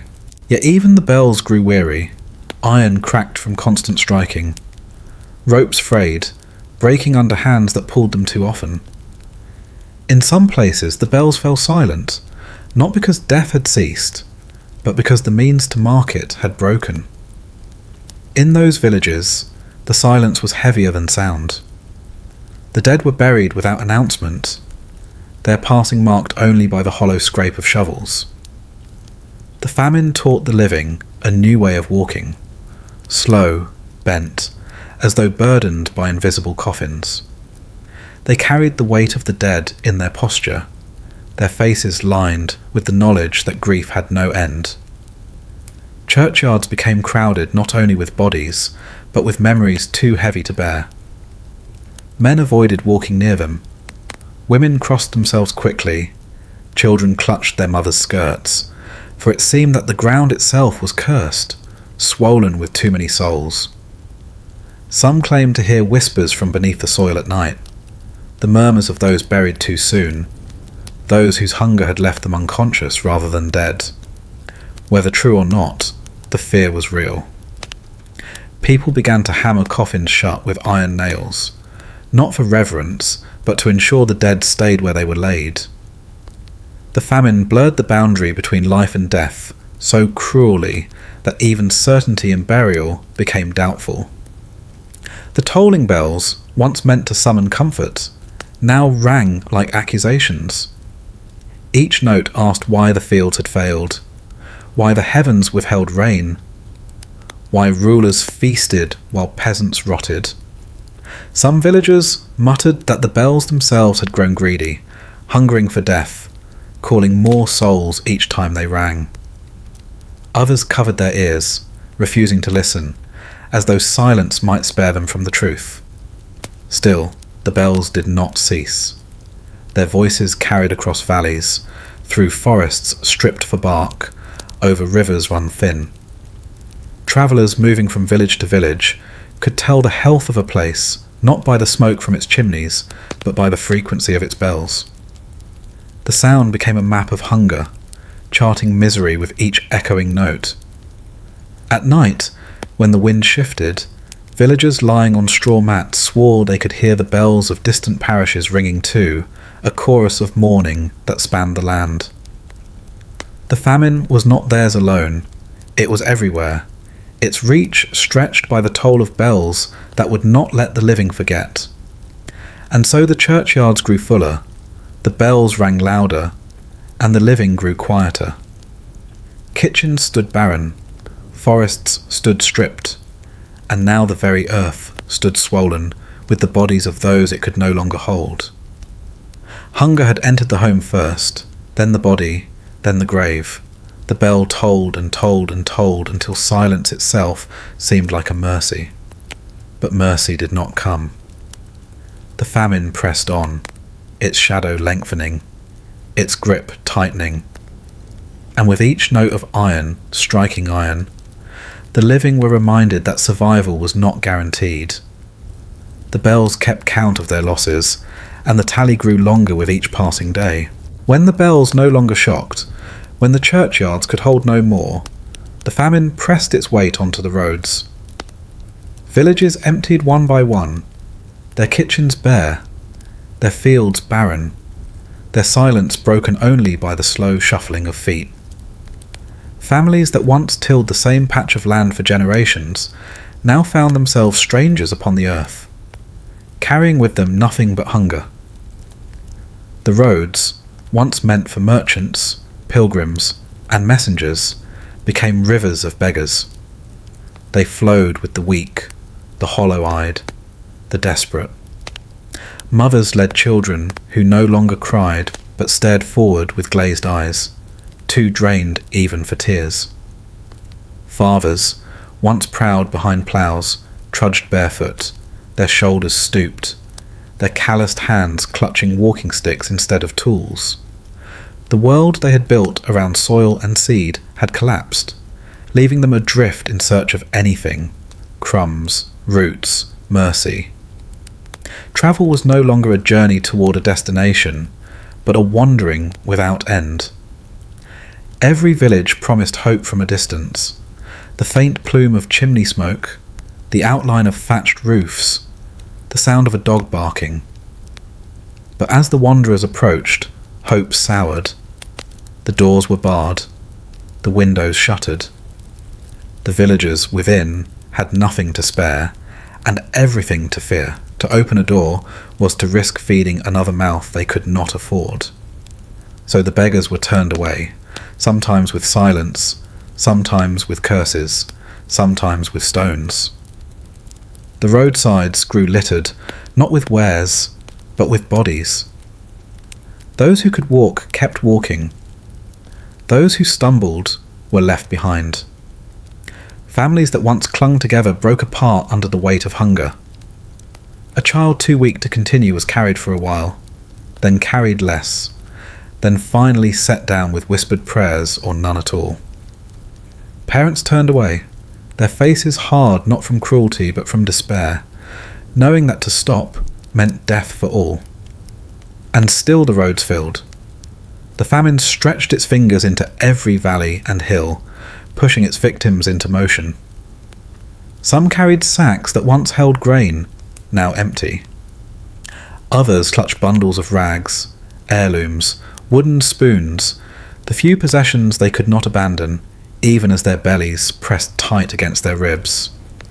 They walked until their feet split and bled, until their shadows grew thin and wavering. The roads did not care. They swallowed the footsteps without end. Monasteries became temporary havens. Some opened their gates, their stores of grain dwindling but shared in faith. Lines of beggars stretched beyond their walls, waiting with bowls, with cupped hands, with hollow stares. A ladle of watery broth was a treasure, a crust of bread a miracle. Yet even monasteries could not sustain the flood. Their gardens were stripped bare, their granaries emptied, their cellars hollow. Monks, gaunt as the beggars they served, eventually turned the hungry away, the sound of barred gates echoing in the night. Cities fared no better. The roads led many to their walls, and outside those walls camps of the starving grew, clusters of tents and fires that smouldered weakly in the wind. The air smelled of smoke, rot, and despair. The guards at the gates held their posts with lowered eyes, for within the city there was little more than outside. Some begged entry, others threatened. A few tried to climb the walls. Those who managed to slip inside found no salvation, only more hunger, now routed and desperate. And so the roads became both lifeline and grave.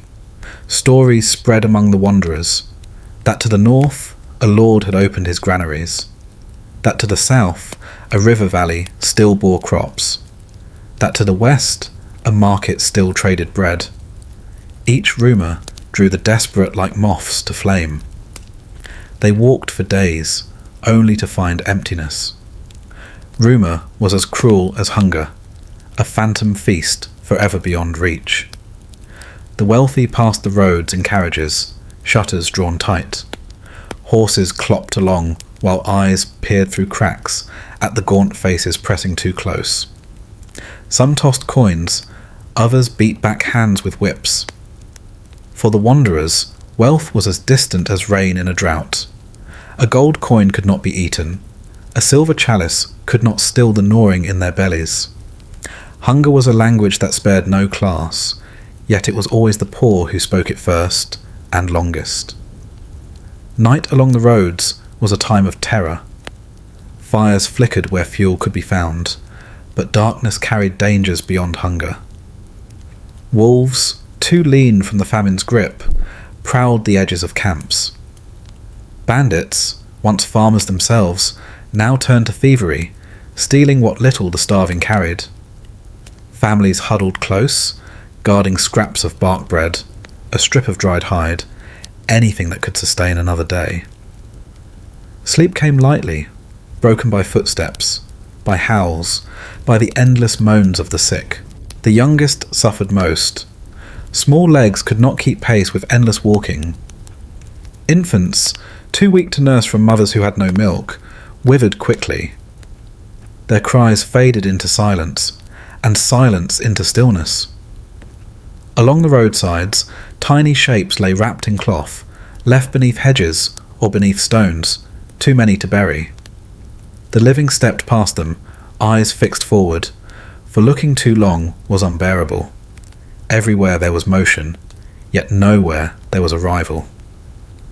The famine turned the roads into circles of despair. Wanderers moved from village to village, city to city, monastery to monastery, only to find the same emptiness mirrored back at them. The land had no refuge, only different shades of suffering. In some places, crowds grew so large that entire stretches of road seemed alive, a procession of gaunt figures stretching into the horizon. Their footsteps blended into a low hum, the sound of exhaustion made flesh. Travellers from afar would later write of these roads, describing them not as paths, but as rivers of bones, carrying the living toward an unknown shore. And within that endless wandering, hunger twisted hearts. Neighbours no longer recognised one another. Kin turned into strangers. Some fought over scraps, some stole, some abandoned their own blood for the sake of one more day. Trust thinned like broth stretched too far. Where once roads connected communities, now they dissolved them. The famine made beggars of nearly all, and yet even begging lost meaning when there was nothing left to give. Hands outstretched met only emptiness. The word please fell silent, replaced by the sound of shuffling feet. The beggar's bowl became as common a sight as the cross upon a church, yet more hollow. The roads stretched on, winding across the wasted land, carrying with them an endless procession of the starving. Some walked with hope, some with resignation, some with madness in their eyes. They walked because to stay was death, and to move was merely a slower kind of dying. They walked until their bodies gave way, until the earth claimed them, until their footsteps blended into silence. And always more came, families wandering without end, pulled forward not by promise but by hunger, which cared little for direction, for destination, for mercy. The roads did not end, and neither did the famine. The roads carried the starving farther and farther, until even wandering itself became another kind of emptiness. Hunger hollowed out not just the body but the mind, stripping away the layers of custom, of morality, of shame. And in the places where the roads converged, where traders once hawked spices, wool, and salted fish, there emerged new markets, darker and quieter than the ones that came before. At first, these gatherings seemed like ordinary exchange. People offered trinkets, bits of iron, or scraps of cloth, hoping to trade for bread. But bread was gone, and so were roots, and so were herbs. The stalls that had once overflowed with grain stood bare, their wooden tables grey and splintering in the sun. What appeared instead were things no one would once have dared to name as food. Strips of hide boiled into glue and chewed into leather-tough paste. Cats, dogs and rats bound in twine, their bodies limp, bones scraped clean, boiled again and again until the water turned into a weak, cloudy broth. And then, when even these were gone, another kind of trade began. Whispers moved quicker than footsteps. In the shadows of alleys, behind the boarded shutters of abandoned taverns, in ruined barns at the edges of villages, something unspoken had found its place. It began, as all taboos do, with silence. A child dead of fever. A stranger found lifeless by the roadside. A body too heavy for its family to bury after walking until the end. At first, it was said, desperation turned to these without words, hands trembling, blades shaking, the mind refusing to admit what the body demanded. But hunger has no patience for shame. Once crossed, the line blurred. The unthinkable became thinkable. In certain towns, there were places you did not linger at night. The market square might still hold a few vendors by day, trading scraps of turnip or stale rye. But at nightfall, others gathered, cloaked, their faces shadowed, their voices low. A market without signs, without open stalls, but with prices nonetheless. A place where human flesh, once sacred, once untouchable, was weighed and bargained for as though it were pork or lamb. Coins were sometimes exchanged, though coin meant little when the fields yielded nothing. More often, trade was done in secret favours. A loaf of mouldy bread for a strip of roasted meat, a patched cloak for a handful of charred bones, a tool for a hidden cut, salted and wrapped in cloth. The danger was not only in the act, but in being known. To admit hunger's darkest turn was to risk exile, beating, even execution. Yet in silence, the practice spread. The very secrecy of it allowed it to survive. A mother might tell herself the meat came from a wild animal. A father might refuse to ask from where a stew's richness came. But in their bellies, the lie mattered less than the warmth of food. Children vanished from the roads more often than wolves could account for. Lone wanderers disappeared from the edges of camps, never seen again. Their absence was explained with shrugs, with whispers of sickness or flight. But within the shadowed markets, their flesh was divided, measured, sold. It was not spoken of, yet everyone knew. Even within families, lines frayed. There were tales of kin who betrayed kin, of parents who chose one child over another, of brothers who returned from the woods with meat no hunter could name. The famine turned the hearth into a place of suspicion, where each meal carried with it an unasked question. Travellers who passed through famine-struck regions sometimes recorded their horror. A monk wrote of stew pots stirred with bones too small to belong to animals. A merchant spoke of hearing laughter behind closed shutters, the smell of roasted flesh leaking into the night air. A chronicler noted the price of meat in certain towns had risen sharply, though no herds remained. Their accounts, hushed and sparse, are all that remains of markets no one wished to name.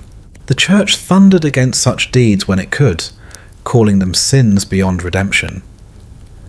Priests warned that the soul of the cannibal was lost, that no absolution could cleanse a mouth stained by human flesh. But sermons held little weight against hunger.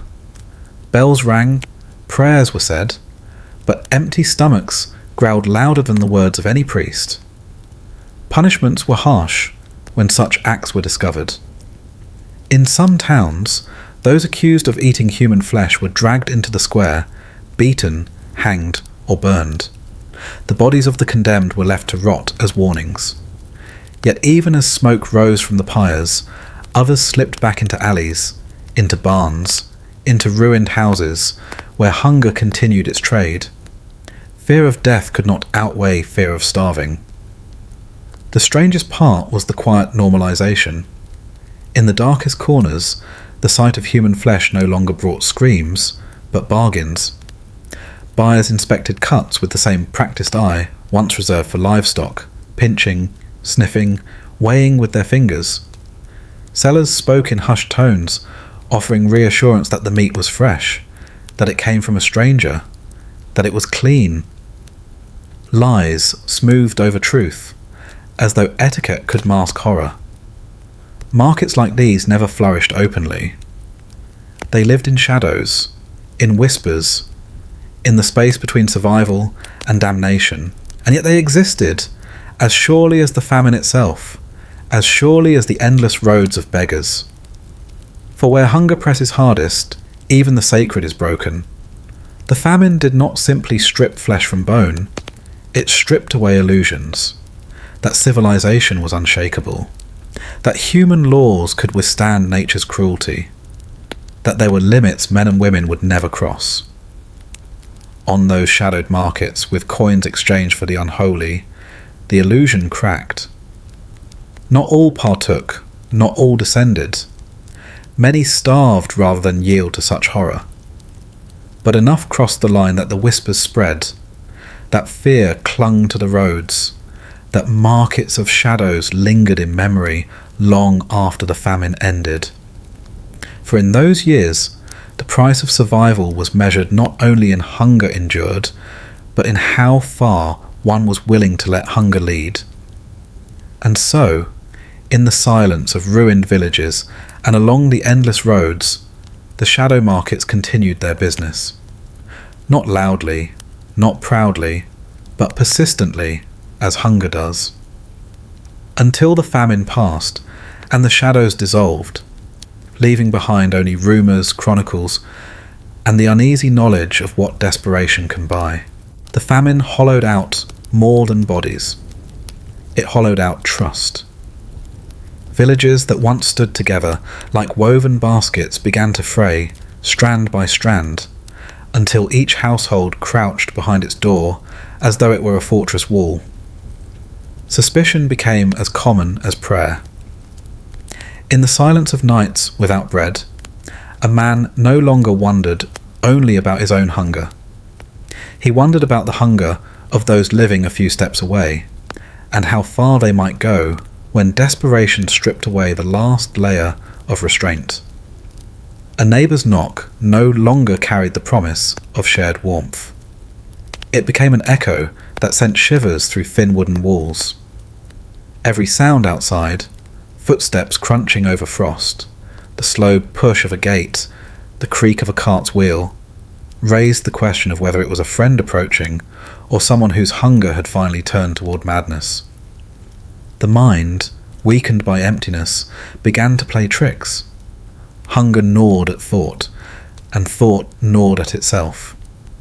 Faces that once carried the familiarity of kinship now seemed altered. A neighbour's eyes looked longer than they should, a glance lingering at the thinness of a child, the narrowness of a wrist.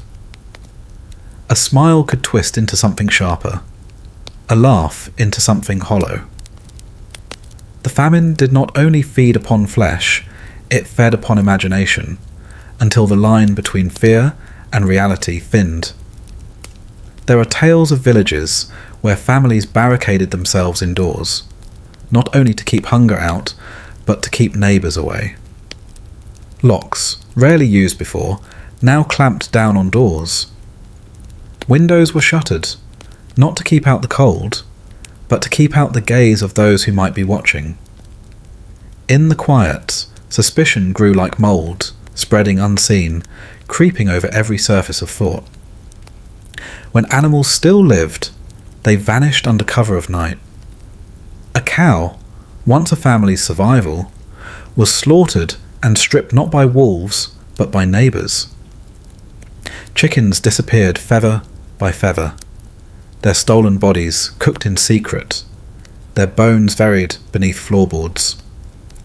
Even dogs were stolen, though their barks often betrayed their thieves.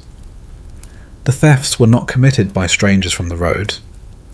They were carried out by those whose names were already known, whose voices once joined in shared songs and harvest work. Soon, when animals were gone, the thefts turned inwards. There were whispers of mothers guarding their children, not only from the famine, but from the eyes of neighbours. There were stories of men carrying knives, not only for cutting wood, but for defending their household from the desperation that pressed against their doors. One account tells of a village in Flanders, where famine struck so hard that parents stopped sending children outside, not because of wolves or sickness, but because too many had failed to return from small errands. Children who once ran freely between cottages became shadows behind curtains, peeking through cracks, fearing the very neighbours who once gave them bread dipped in honey. The church, once the gathering place of community, grew tense with this mistrust. Parishioners sat apart from one another, glancing sideways, counting who still lived and who had vanished. Priests preached of brotherhood, of charity, of the love of Christ. But the words fell on ears sharpened not by piety, but by suspicion. Charity became dangerous. To show you still had bread was to invite eyes that lingered too long, to awaken thoughts you did not want to name. The markets of shadows had already revealed how far hunger could bend morality, but what came after was subtler, more corrosive. Even when human flesh was not openly sought, the thought of it hung like smoke in the air.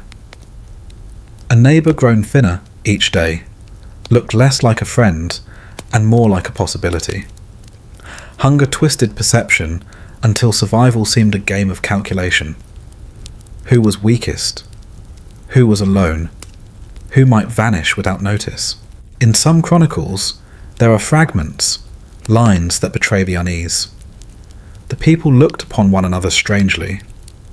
None trusted his neighbour. The bonds of fellowship were undone. Simple words, but they speak of a world where community dissolved into suspicion, where every shared glance was an unspoken accusation.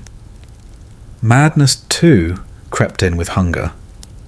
Starvation does not only waste the flesh, it unravels the mind. Hallucinations came in waves, visions of feasts, of bread ovens steaming, of tables laden with meat. Some wandered through villages muttering of banquets no one else could see, their eyes wide, their hands clutching at the air. Others fell into rages, bursts of violence with no reason but emptiness.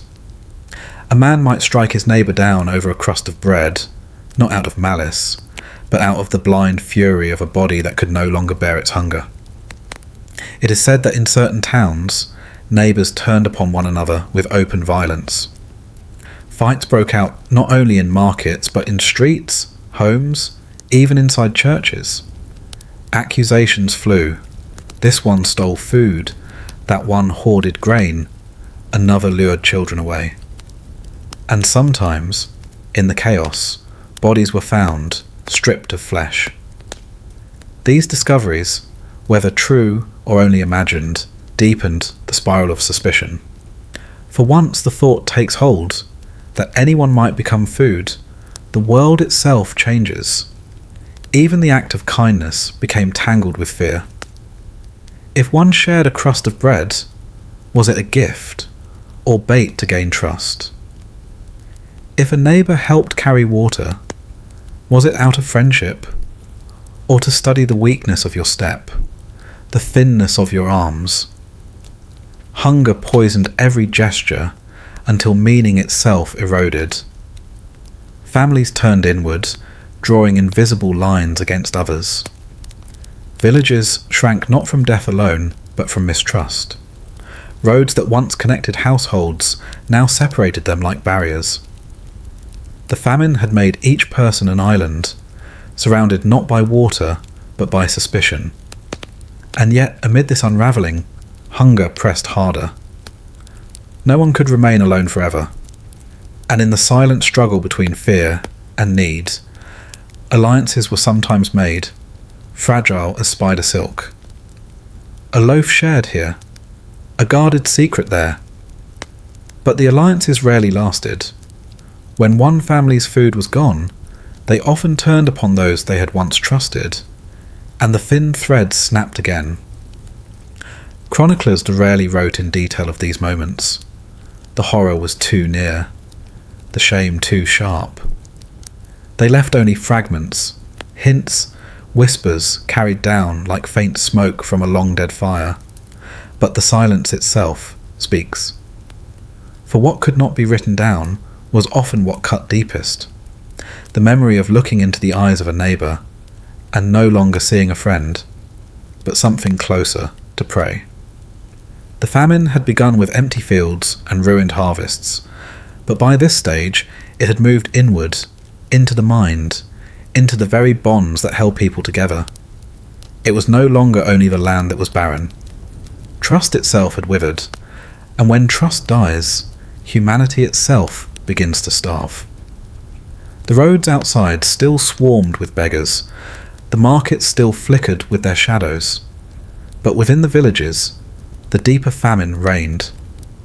It was not only the hunger of bellies, but the hunger of hearts stripped of the safety of friendship. For once, neighbours ceased to look like friends. Survival became a lonelier, harsher thing. And in that silence, the bells that tolled in the distance, marking death after death, seemed not only to mourn the lost, but to echo the collapse of the living, who, though still breathing, no longer looked upon one another with anything but fear. The graveyards grew crowded long before the famine had reached its darkest hour. Earth lay disturbed in uneven mounds, crosses tilted as though leaning in sorrow, and the air carried the dull odour of too many burials pressed too quickly into the ground. Death became so constant that it lost ceremony. Priests mumbled blessings over hurried pits, coffins were replaced with shallow shrouds, and families followed the cart, not in grief alone, but in dread, wondering if the next burial would be their own. Yet hunger lingered even among the graves. Each bell that tolled for the dead marked not only a soul departing, but another body set into the soil, untouched by life, but still made of flesh. And in the silence of nights when kitchens lay barren and bellies screamed, the thought pressed harder and harder against the human mind. The dead no longer needed their bodies. The living, however, did. The taboo of flesh, so deeply rooted in faith, in law, in horror, did not shatter all at once. It cracked slowly, like ice across a winter pond. At first it appeared in whispers, stories of gravediggers who lingered too long at their work, rumours of coffins that, when opened days later, held less than they should. Nothing certain, nothing spoken above a hush, but famine has a way of loosening the unthinkable. Where one dared, others followed. There were accounts of villages where the graveyards were no longer left in peace. Fresh mounds were disturbed by night, shovels striking softly in frozen soil, the sound masked by wind. The bodies pulled free were not treated as kin or neighbour, but as resource. Cold flesh, stiffened by death, thawed by fire, cut as one might cut an animal.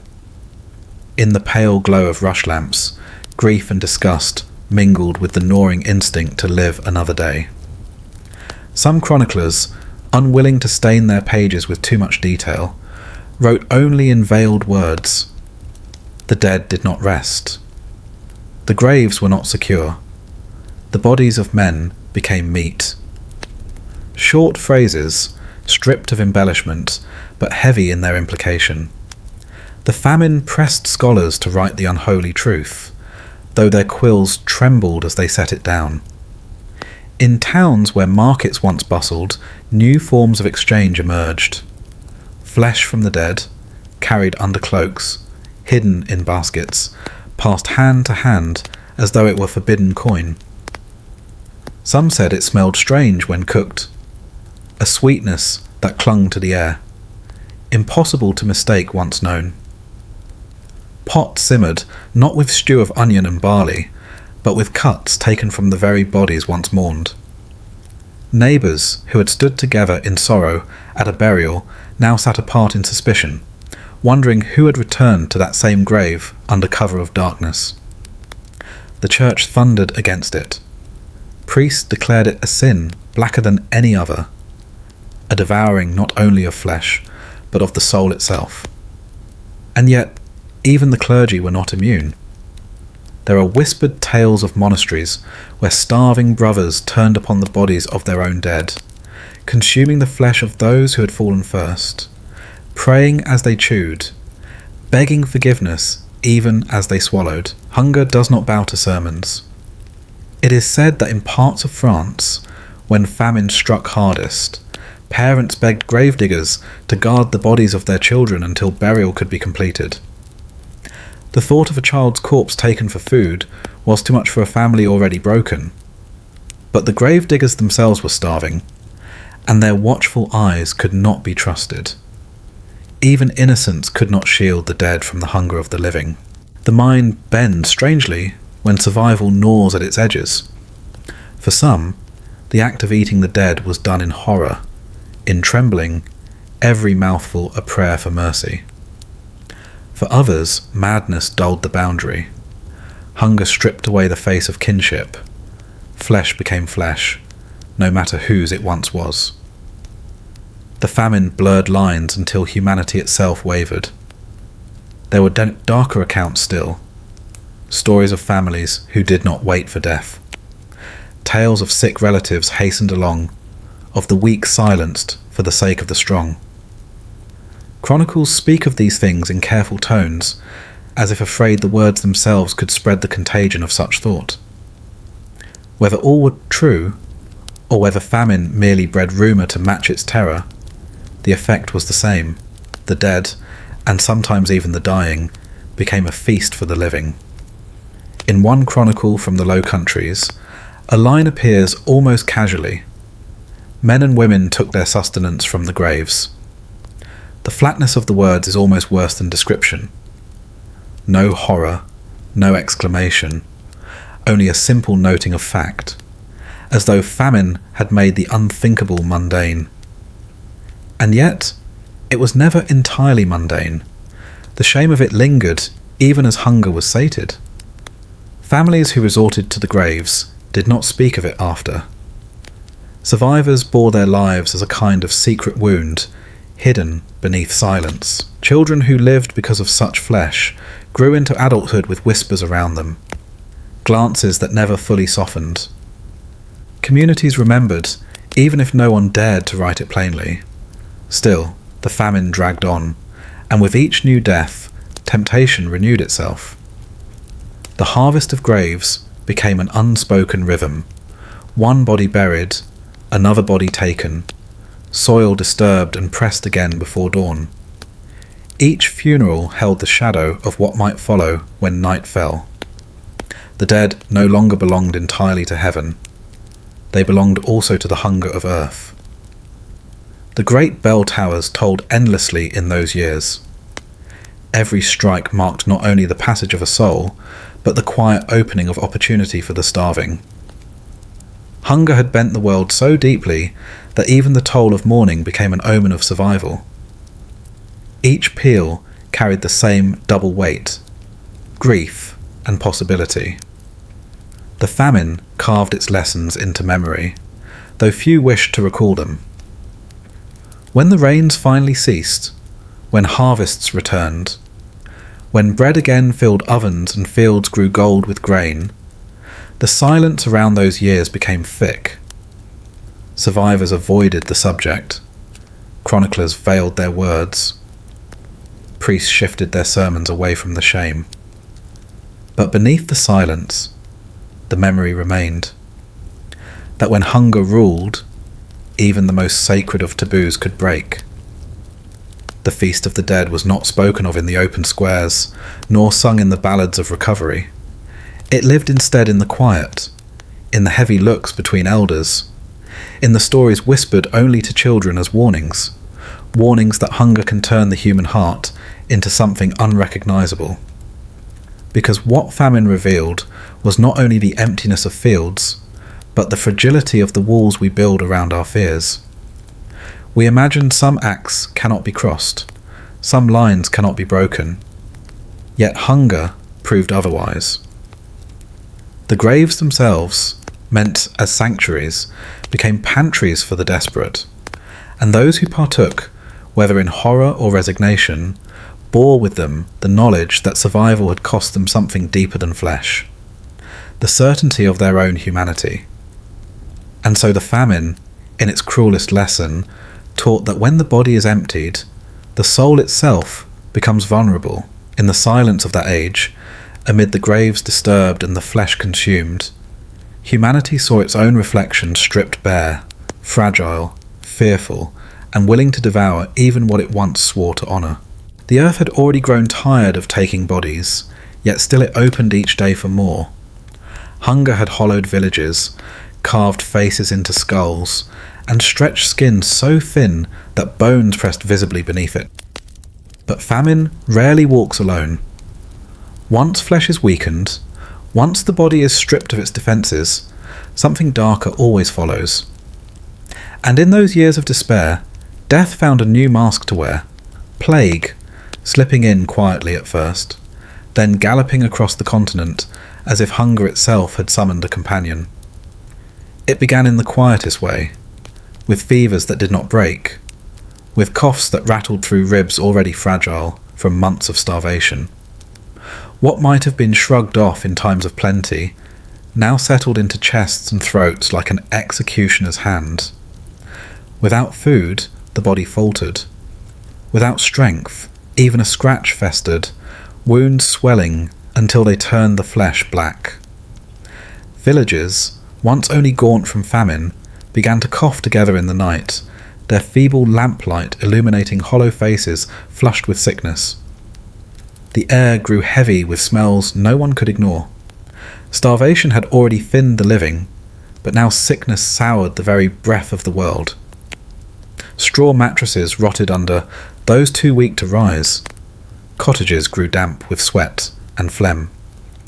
And the streets carried not only the stench of hunger, but the acrid reminder that disease had arrived to finish what famine had begun. Chroniclers wrote of bodies that did not make it to the grave. Corpses lay at thresholds, too heavy for families drained of strength to drag to the churchyard.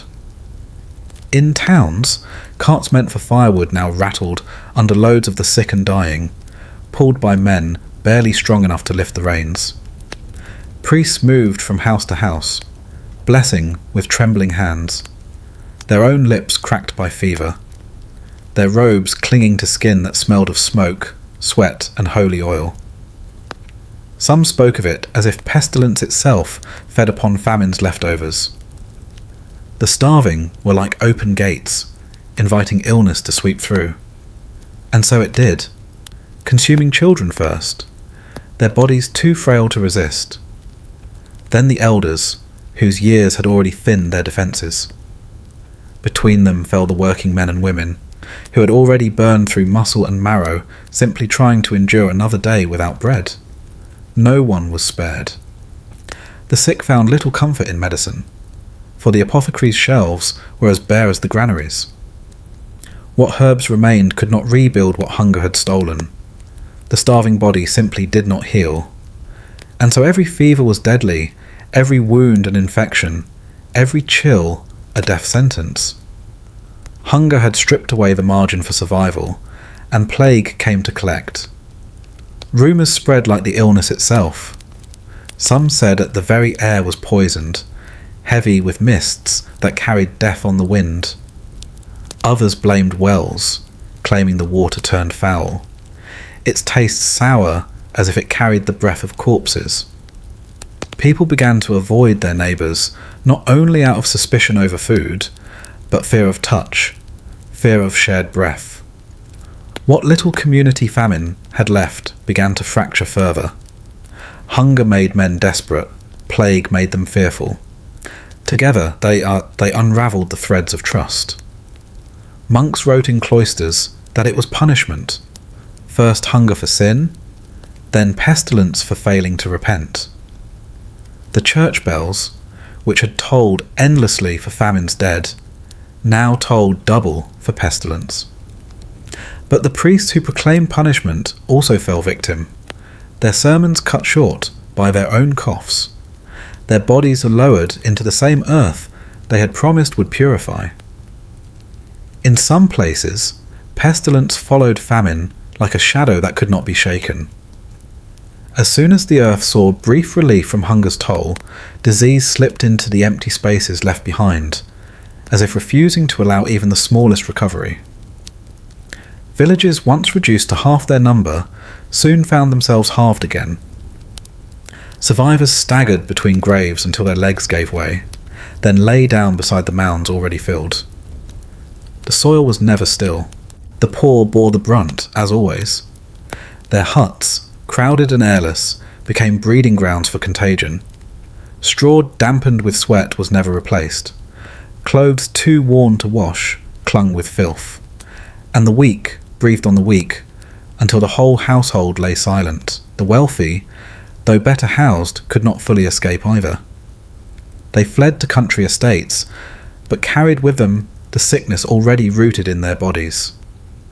Death, once invited, travelled with them like an unseen guest. Not all diseases were the same. Some were fevers that burned the body to ash from within. Others were boils that swelled and burst, foul-smelling, leaving behind wounds that would not heal. Dysentery spread too, emptying bodies already emptied of strength, until they withered into husks. Starvation had softened the earth. Plague only dug deeper. And yet, in this bleakness, life clung on with a kind of cruel stubbornness.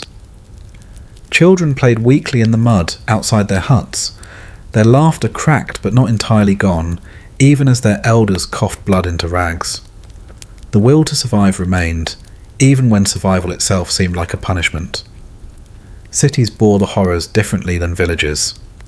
Narrow streets trapped the air, and with it, the sickness. Rats scurried between piles of refuse, feeding on scraps too rotten even for the starving. They carried their own quiet messengers of death, fleas, biting into skin, spreading pestilence through alleys and markets. In towns where famine had already thinned the population, plague swept the remnants aside, as though tidying what hunger had left unfinished.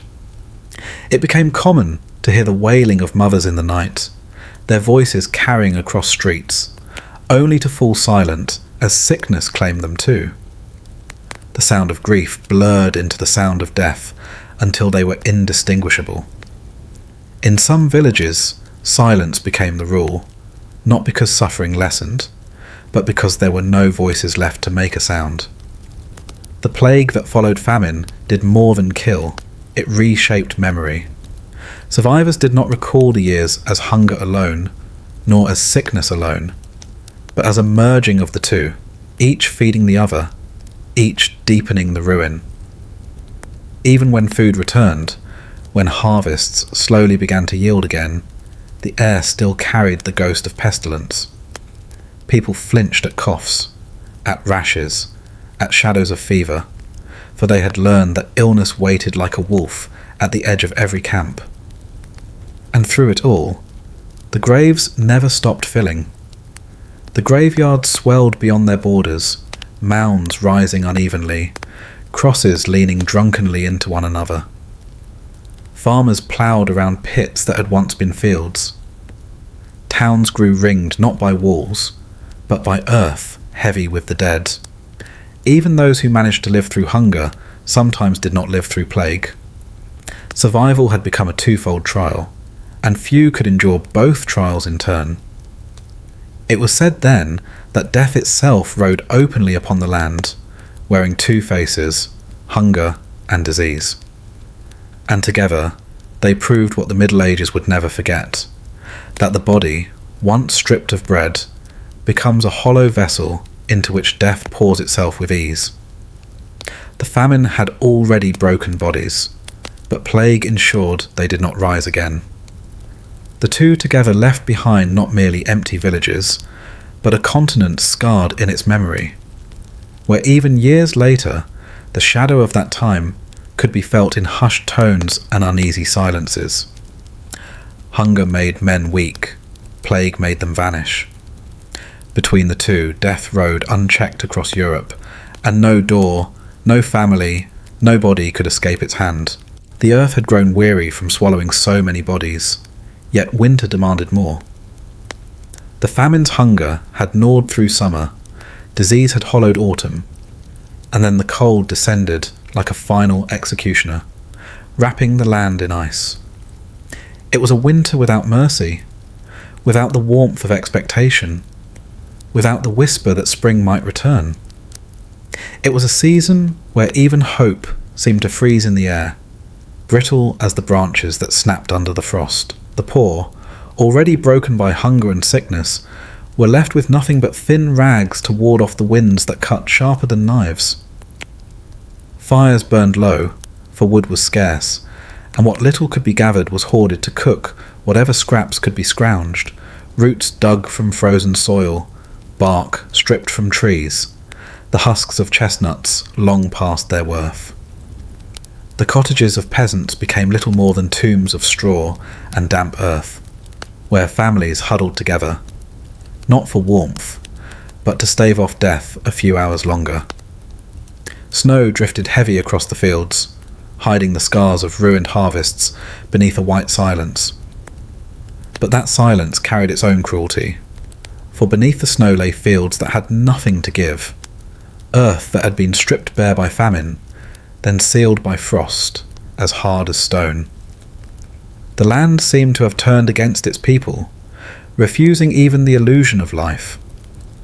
Where once rows of wheat had swayed, there now lay only emptiness, shrouded in ice.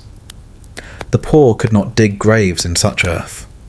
The ground was frozen solid, a stubborn shell that yielded to no spade or shovel.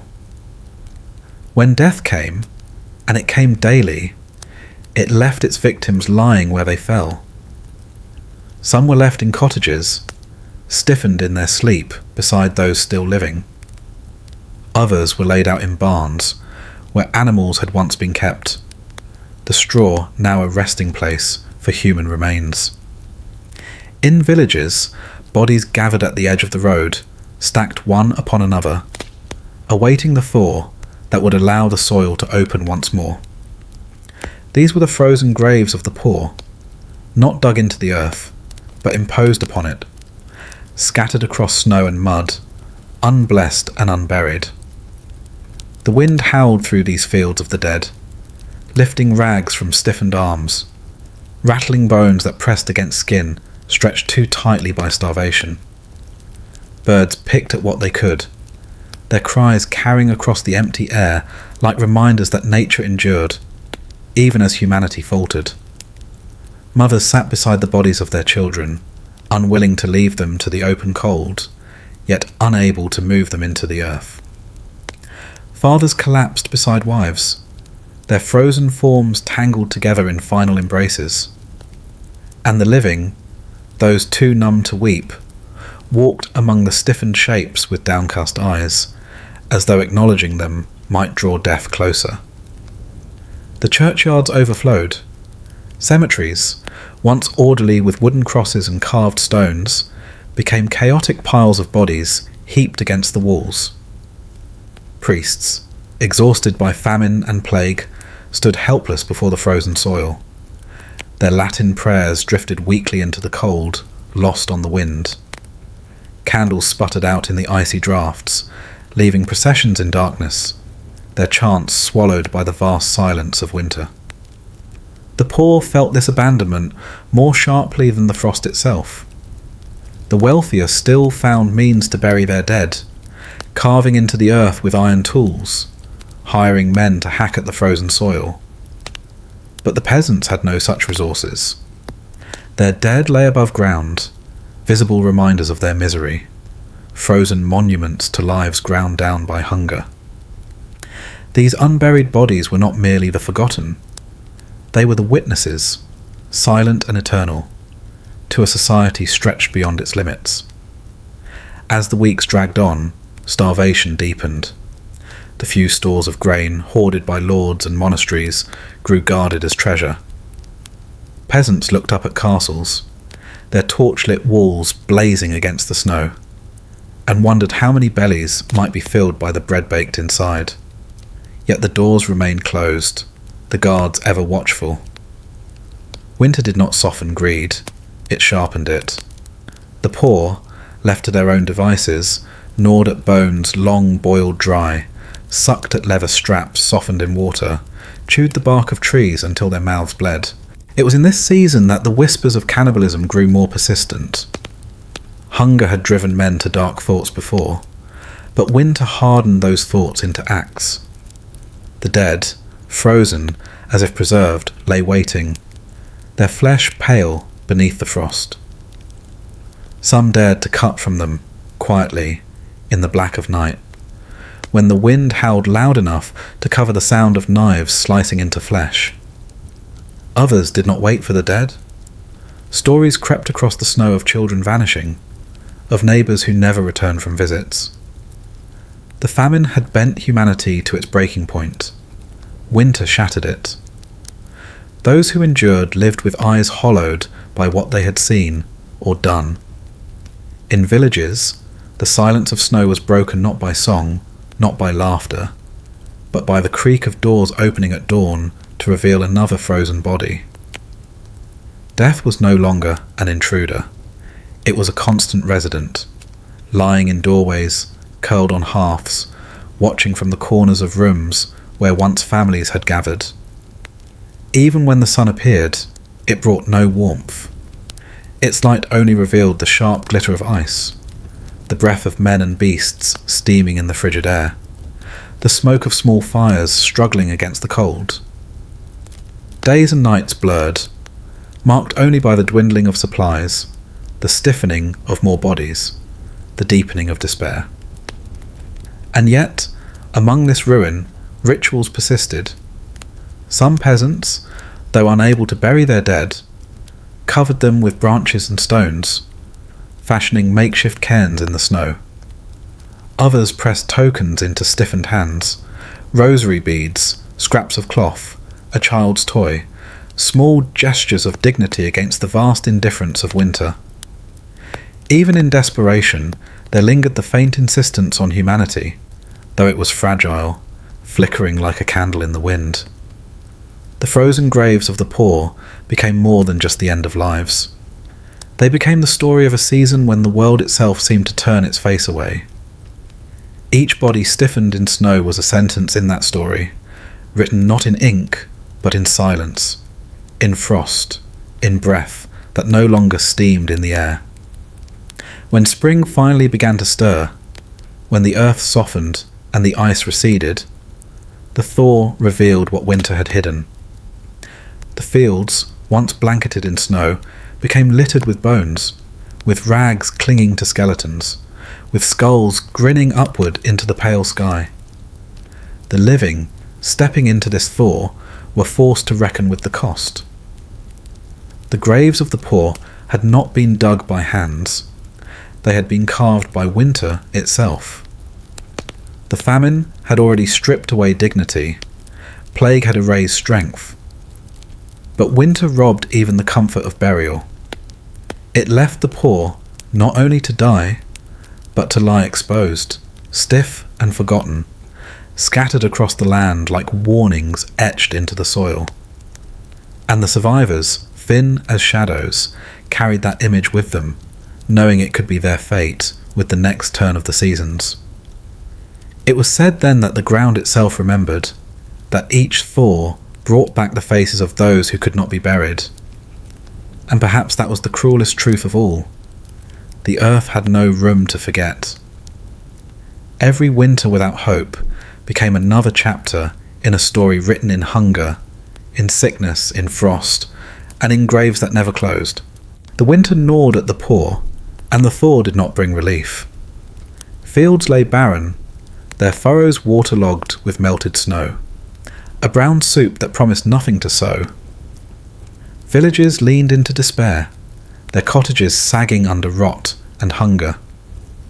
Yet even as peasants gnawed on bark and weeds, eyes turned upward, toward the lords in their halls, and higher still, to the kings in their castles. For in every kingdom of Christendom, hunger became more than a peasant's affliction.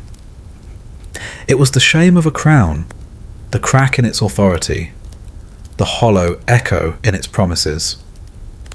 Kings were expected to be the shepherds of their people, the stewards of the land God had entrusted to them. Their legitimacy did not rest only on armies or crowns of gold, but on the illusion that order was maintained, that the earth would provide under their reign. But famine laughed at crowns. Famine treated kings no differently than beggars, stripping away the authority of gilded robes and leaving them scrambling in the mud for grain they could not conjure. Royal courts grew restless. What good was a king who could not ensure bread? The whispers moved quickly through noble halls, spreading from lips hidden behind jewelled goblets to the ears of scribes and servants. The monarchs of Europe, one after another, found themselves presiding not over flourishing realms, but over starving lands where bellies groaned louder than church bells. In England, King Edward II sought to control the crisis with proclamations. He set maximum prices for grain, decreeing that wheat, barley, and oats must not be sold at more than a fixed sum. Yet hunger cares little for royal decrees. Merchants, hoarding what little stock remained, simply hid their goods or sold them in secret, where gold spoke louder than parchment. The market bent beneath scarcity, not law, and peasants found that even if coins jingled in their hands, the granaries had nothing left to give. Edward, desperate to feed his realm, commanded ships to sail across the Channel to bring grain from abroad. But the storms of that cursed climate shattered many vessels, and those that made landfall often arrived with holds nearly empty. Worse still, foreign merchants, sensing desperation, inflated their prices. A crown might command loyalty, but it could not command the sea, nor the greed of traders who profited from misery.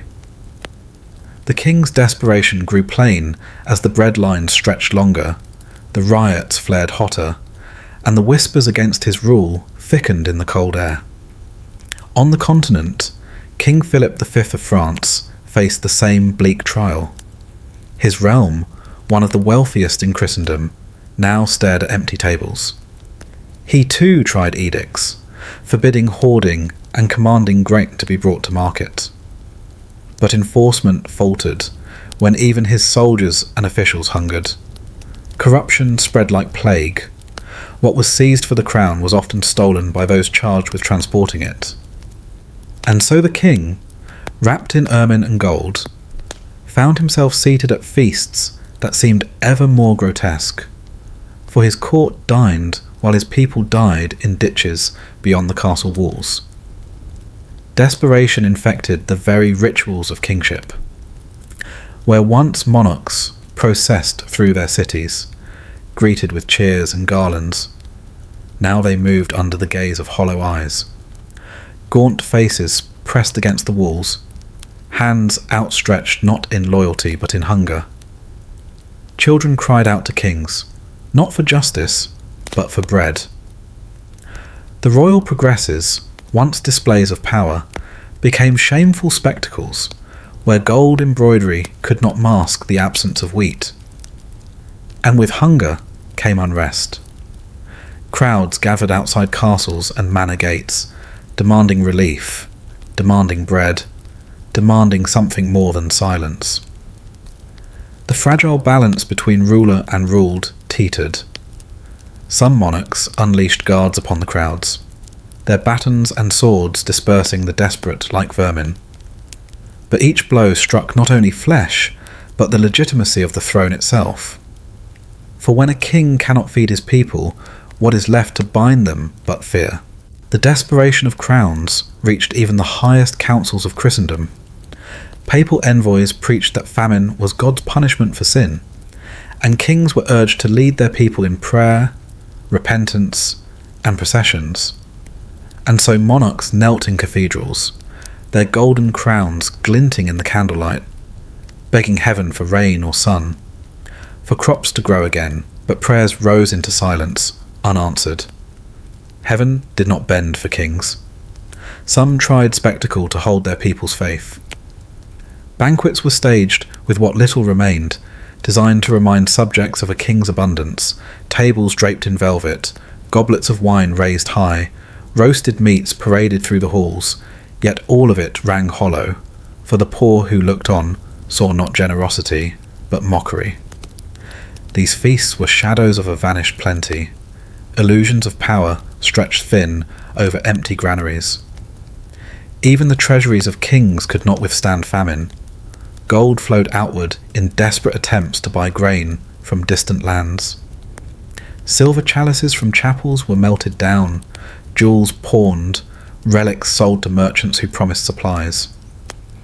The wealth of centuries poured out across muddy roads and storm-tossed seas, chasing after food that seemed always just out of reach. Crowns glittered less brightly in those years, dulled by the hunger that gnawed beneath them. What the poor whispered, the nobles began to murmur as well. Perhaps the crown no longer held God's favour. Perhaps this suffering was a sign, not only of bad harvests, but of failed kingship.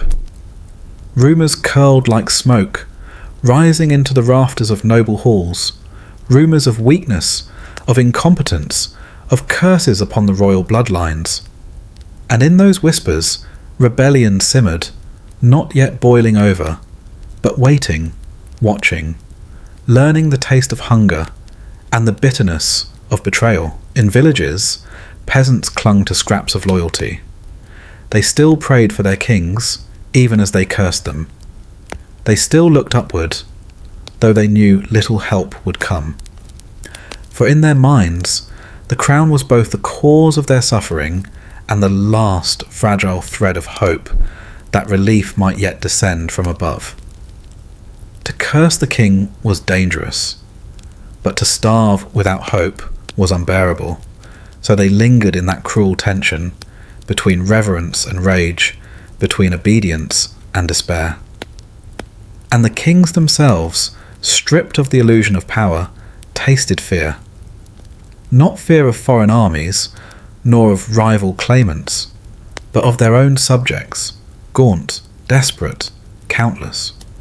Hunger made peasants dangerous. It made crowds uncontrollable. It made whispers of revolt into possibilities that even armoured knights could not fully suppress. A king could ride into battle against another monarch. How could he ride against the invisible army of famine? So the crowns bent. They bargained with merchants. They pleaded with nobles. They emptied treasuries into the bottomless pit of hunger. They tried to hold their kingdoms together with proclamations, prayers, yet the famine revealed the frailty of monarchy itself. For what is a king, if not the provider, the protector, the one who ensures that fields yield and tables fill? When the land withholds its bounty, the king is left as naked as the peasant, cloaked only in desperation. The famine stripped away the theatre of power, leaving only the human beneath the crown, anxious, helpless, and starving in spirit, if not in body. Monarchs might cling to their thrones, but their people knew the truth. Kings could not command the sky to clear, nor the soil to yield, nor the hunger to stop gnawing at empty bellies. And so, in that age of scarcity, the crown itself seemed to tarnish. Not destroyed, not toppled, but diminished. A fragile circle of metal upon heads, bowed not in triumph, but in desperation. A symbol of power that could not feed the people it ruled. The famine did not only claim the poor, it consumed faith in kingship. And once that faith was gnawed away, Like bread shared among too many hands, what remained of the crown was hollow, desperate, and brittle as the winter branches cracking under frost. When the rains finally ceased and the skies cleared, the earth did not instantly forgive. Crops did not spring forth overnight, and the smell of rot clung to the soil, as though the land itself remembered what it had endured. In some places, seeds returned to the ground, and harvest began again. But the people who bent their backs to the plough were no longer the same. The famine had hollowed them, reshaped them, carved marks upon body and mind that no season of abundance could ever fully erase. Entire villages bore the silence of absence. Where laughter of children once rose above the fields, there were only empty cottages, their thatched roofs sagging inward, doors swinging loosely in the wind. The famine had taken them all, families extinguished not by battle nor plague, but by the slow, unrelenting grip of hunger. Neighbours who survived could scarcely bring themselves to enter those abandoned homes, for each blackened hearth was a grave without a marker, a reminder of the faces they would never see again. Those who lived carried famine's memory in their very flesh. The young grew into adulthood stunted and brittle, their bones thinner, their bodies marked by the years when food had not been there to strengthen them. Generations bore the imprint of scarcity, children weaker than they might have been, mothers haunted by memories of cradling infants who withered in their arms. The famine did not end with the return of bread. It lived on in the bodies of those who ate too late. Trust, too, had been thinned. The bonds that held communities together, of charity, of shared labour, of neighbourly exchange, had been frayed when survival forced people into cruelty. Men remembered the day they stole food from a friend's table. Women recalled how they denied scraps to a neighbour's child, saving the last crust for their own. These memories clung like shadows. Though forgiveness was preached from pulpits, the famine had shown what hunger could force from the human heart, and that knowledge never left. Merchants counted their profits in silver, but also in suspicion. In the years after, the poor never quite forgot how the wealthy had hoarded grain, how they had locked their stores while villages starved outside. Even when markets filled again, there lingered a bitterness, a mistrust that whispered beneath the exchanges of coin. The famine had shown that hunger widened every divide, and the gulf between rich and poor yawned more dangerously than before. Kings and nobles tried to resume their pageantry, their processions, their feasts. Yet even their splendour seemed changed, for the people remembered too clearly the months and years when no royal decree could bring bread to their mouths. The image of power itself was dulled. The famine had not toppled monarchs, but it had revealed their limits. And once subjects see that a crown cannot command the sky, nor coax life from the earth, a kind of reverence is lost forever. The church too bore its scars. Priests had filled their sermons with prayers and penance, urging processions, fasting, confessions. But when heaven stayed silent and bellies remained empty, faith trembled. For many, the famine had raised a question too terrible to voice. Why would a merciful God allow such suffering? Some clung tighter to the church, hoping that devotion might shield them from another such trial. Others drifted away into quiet resentment, the memory of unanswered prayers smouldering in their souls. And yet, the famine did more than scar. It reshaped Europe's path. Population, once swollen, was thinned so sharply that fields lay untilled for lack of hands. Entire swathes of land fell back into forest, nature reclaiming what humans could not sustain. Wolves once driven to the margins prowled closer to villages, emboldened by the silence of abandoned farms. The famine had not only starved people, It had shifted the balance between human settlement and the wilderness that pressed upon its edges. With fewer mouths to feed, the years after seemed, in some corners, almost easier. Surplus returned where there had once been scarcity. But even this came with unease, for it was built on the memory of absence, the understanding that abundance could vanish in an instant. People stored more grain than before, hiding reserves not just in barns, but buried in cellars, secret caches against the next cruel turn of the sky. A culture of hoarding was born from fear, each family guarding against the ghost of famine's return. Those who had lived through it told their children stories that were not meant to frighten but to warn. Tales of the hungry winters, of the weeds and roots they ate, of the thin broth stretched across too many bowls. These stories sank into memory, passed from one generation to the next, until even those who had never seen famine could feel its shadow. In this way, the famine never truly ended. It haunted Europe, not as an event of the past, but as a lesson inscribed into its very identity. Cannibalism, whispered of but rarely confessed, became one of the famine's darkest phantoms. Villages never openly recorded the truth of such acts, yet rumours lingered, unshakable. Mothers accused, fathers suspected, travellers whispered of families that vanished, of bodies not buried but consumed. Even if such tales were rare, their possibility alone marked the desperation of those years. And once a society whispers of cannibalism within its own ranks, something has shifted forever in its soul. The famine left scars upon law and governance as well. Authorities learned to fear hunger, to fear the instability it brought, the riots it birthed, the way it undermined obedience.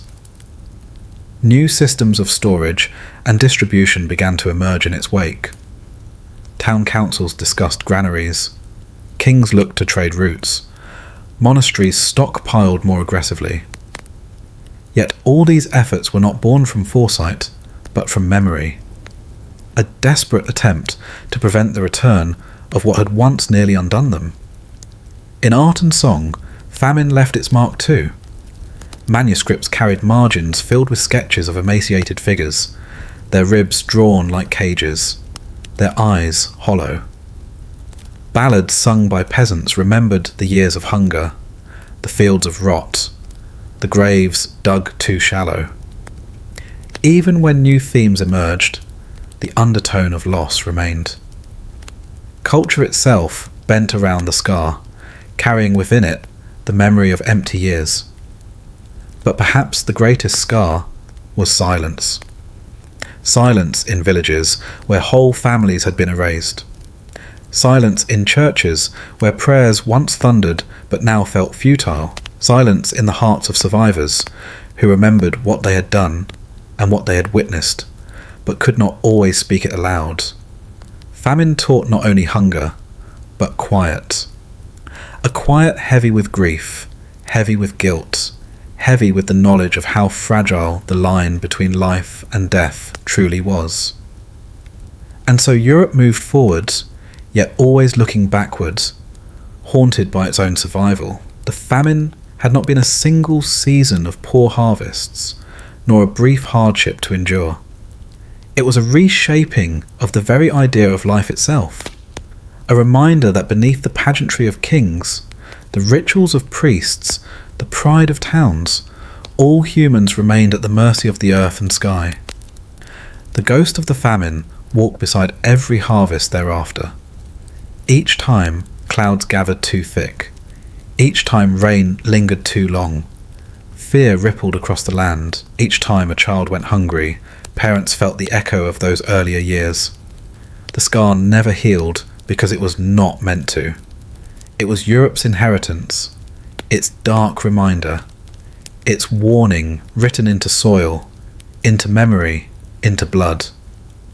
The Great Famine ended in years, but in truth, it never ended at all. It lived on in suspicion, in caution, in the whispers of cannibals and the shadowed ruins of villages that never rose again. And in this way, Europe itself was forever changed, its future forever shaped by the hunger that had once consumed it. For famine does not merely kill, it teaches. And the lesson it carved into Europe was one it would never forget.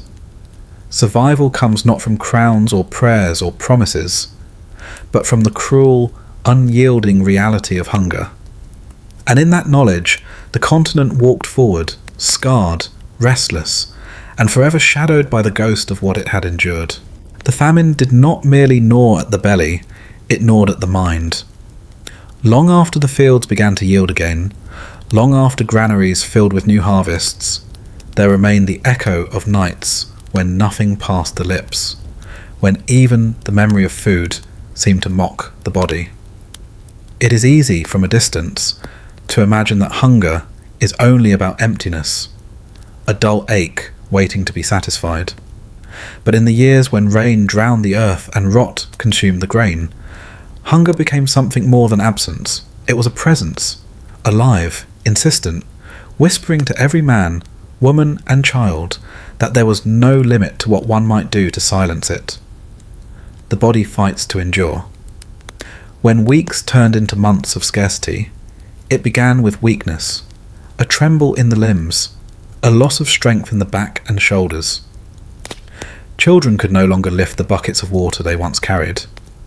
Men could not plough the sodden ground without pausing, their breath ragged, their muscles drained. And then came the wasting, the slow collapse of flesh into bone, faces hollowing, eyes too large in sockets, fingers skeletal, ribs like the bars of a cage. But the cruelest work of hunger was upon the mind. It dulled thought, blurred memory, stripped away patience. The gentle mother, once tender in lullabies, might grow sharp, irritable, her voice rising in despair at the cries of a child she could not feed. Fathers, who once laboured tirelessly for their families, grew silent, withdrawn, unable to face the shame of watching their households diminish. Hunger was not just a wound of the body, it was a corrosion of the spirit. And when hunger corrodes, morality bends. What had once seemed unimaginable slowly crept into possibility. At first it was small trespasses, a loaf stolen from a neighbour's window, a chicken lifted in the night, a handful of grain scraped from a merchant's sack. Theft was sin, but hunger excused it, and priests themselves looked away. Then came greater betrayals, alliances broken, friends turned against one another, a brother refusing to share with a sister. The famine peeled away the layers of trust and kinship, leaving only the raw instinct to endure. Yet even theft and betrayal were not enough when the land gave no food at all. The forests, stripped of their game, grew silent. Birds were netted until none remained. Dogs and cats disappeared first, then horses, slaughtered not for war or workers, but to fill the stomach. And still it was not enough. It is here, in the darkest corners of famine's shadow, that whispers of the unthinkable began to drift through the villages. No chronicler wrote plainly of it, no priest confessed it openly, but the stories linger, unshakable. A child vanished, and neighbours muttered that the parent's grief seemed too quiet, their half-smoke too heavy with the smell of meat. A corpse unburied, taken not to consecrated ground, but left mysteriously absent. Fragments of testimony, half-heard rumours, accusations that may have been true or may have been born from fear. Cannibalism, whether real or merely feared, became famine's final ghost. For to speak of it was to admit how far hunger could drive the human soul. In the markets, long after the famine's end, people whispered of villages where it had happened, pointing to the ruins of cottages and saying, There they fed upon their own." The truth is clouded by silence, for no one would record in neat ink the shame of such acts. But silence itself is telling. When famine claws at every boundary, what lies beyond theft, beyond slaughter, beyond desperation, the echoes of hunger did not fade with the harvests, for once a society has glimpsed that abyss, it cannot unsee it.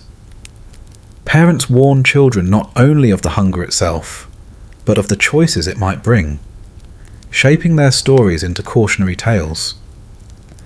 They spoke of the unthinkable not to glorify it, but to make sure it was never forgotten. For if famine returned, as it so often did, they wanted their descendants to understand the cost of survival. The terror of those years reshaped faith as much as it reshaped flesh. Priests preached that to consume human flesh was to condemn the soul, yet they also whispered of divine mercy for those who had no choice. Was the sin of eating greater than the sin of letting one's child die? The famine did not answer such questions. It left them suspended in the silence of empty churches, in the tearful eyes of widows, in the shame of those who lived while others had not. For Europe, the famine was not only a memory of death, but a memory of what survival demanded. Each field that grew green again was haunted by what had been done in the years when it lay fallow. Every harvest festival was coloured by the knowledge that feasting had once been impossible, that the very bread they broke together had once been absent. Even the taste of grain was altered, flavoured by memory, seasoned with grief. The echoes carried on in law, in custom, in whispered superstition. Families buried their dead more quickly, fearful of what might happen if hunger struck again. Rumours of witches, of demons, of curses, many were born in famine years, when the mind, half mad with starvation, sought reasons for such cruelty. And in the centuries that followed, these echoes hardened into fears that lingered long after the famine itself had ended. The Great Famine had shown that beneath the surface of every society lay the possibility of collapse, and beneath collapse, the possibility of horror. Kings could not stop it. Priests could not pray it away. Merchants could not buy safety when the skies withheld mercy. All were equal before hunger, and when hunger pressed hard enough, all were capable of the unthinkable. That is famine's truest scar, not the death it caused, not the villages it emptied, not even the forests it reclaimed, but the knowledge it left behind. The knowledge that humanity's civility is as thin as the skin stretched over bone, that compassion can be devoured as quickly as flesh. And once that knowledge is learned, it never departs. So the famine lived on in memory, in story, in rumour. It lived on in the careful hoarding of grain, in the anxious glance at the sky when clouds grew heavy, in the silent prayers whispered at every harvest. And it lived on most powerfully in the dread that if hunger ever came again with the same fury, the unthinkable would not remain unthinkable for long. Hunger changes everything. It reshapes morality, rewrites kinship, redraws the boundaries of what humans will or will not do. In the Middle Ages, when the rains destroyed the crops and the earth betrayed its people, Europe learned that lesson with a clarity that no generation could ever entirely forget. And though centuries have passed, though abundance has often returned, the ghost of that hunger still lingers, as though the soil itself remembers, as though the air still carries the whispers of those who endured, and of those who did not. The famine ended, but its echoes never did. For once, a people have faced the choice between death and the unthinkable, the memory of that choice becomes eternal. And Europe, scarred, haunted, and forever shadowed by its famine, walked onward carrying not only the pain of loss, but the echo of hunger's terrible demand. And so, as the rain finally slowed, and as Europe limped out of the Great Famine, the scars remained. Not on the fields, they would one day bloom again, but on the people. The hollow faces, the graves dug too shallow, the memories of hunger that twisted neighbours into rivals, parents into beggars, and faith into doubt. Survival came at a price, and often it was the price of humanity itself. When you think back on what we walked through tonight, the whispers of hunger, the empty barns, the desperate kings who could not feed their own people, and the unthinkable acts men and women were forced to consider, you realise that the famine was not just an event. It was a shadow that shaped generations, teaching them to fear the sky, to distrust abundance, and to know that beneath every feast lurks the memory of starvation. I want to ask you something. If you had been there, in the mud, with the rain pouring for weeks, the bread gone, your children crying, your body weakening by the day, what would you have done? Could you have endured hunger in silence? Or would survival have demanded choices you can't even bear to imagine now? Leave your thoughts in the comments. Tell me what moment in this story unsettled you the most. What detail clung to your mind like the echo of an old nightmare? And before you drift away tonight, take a second to subscribe to this channel.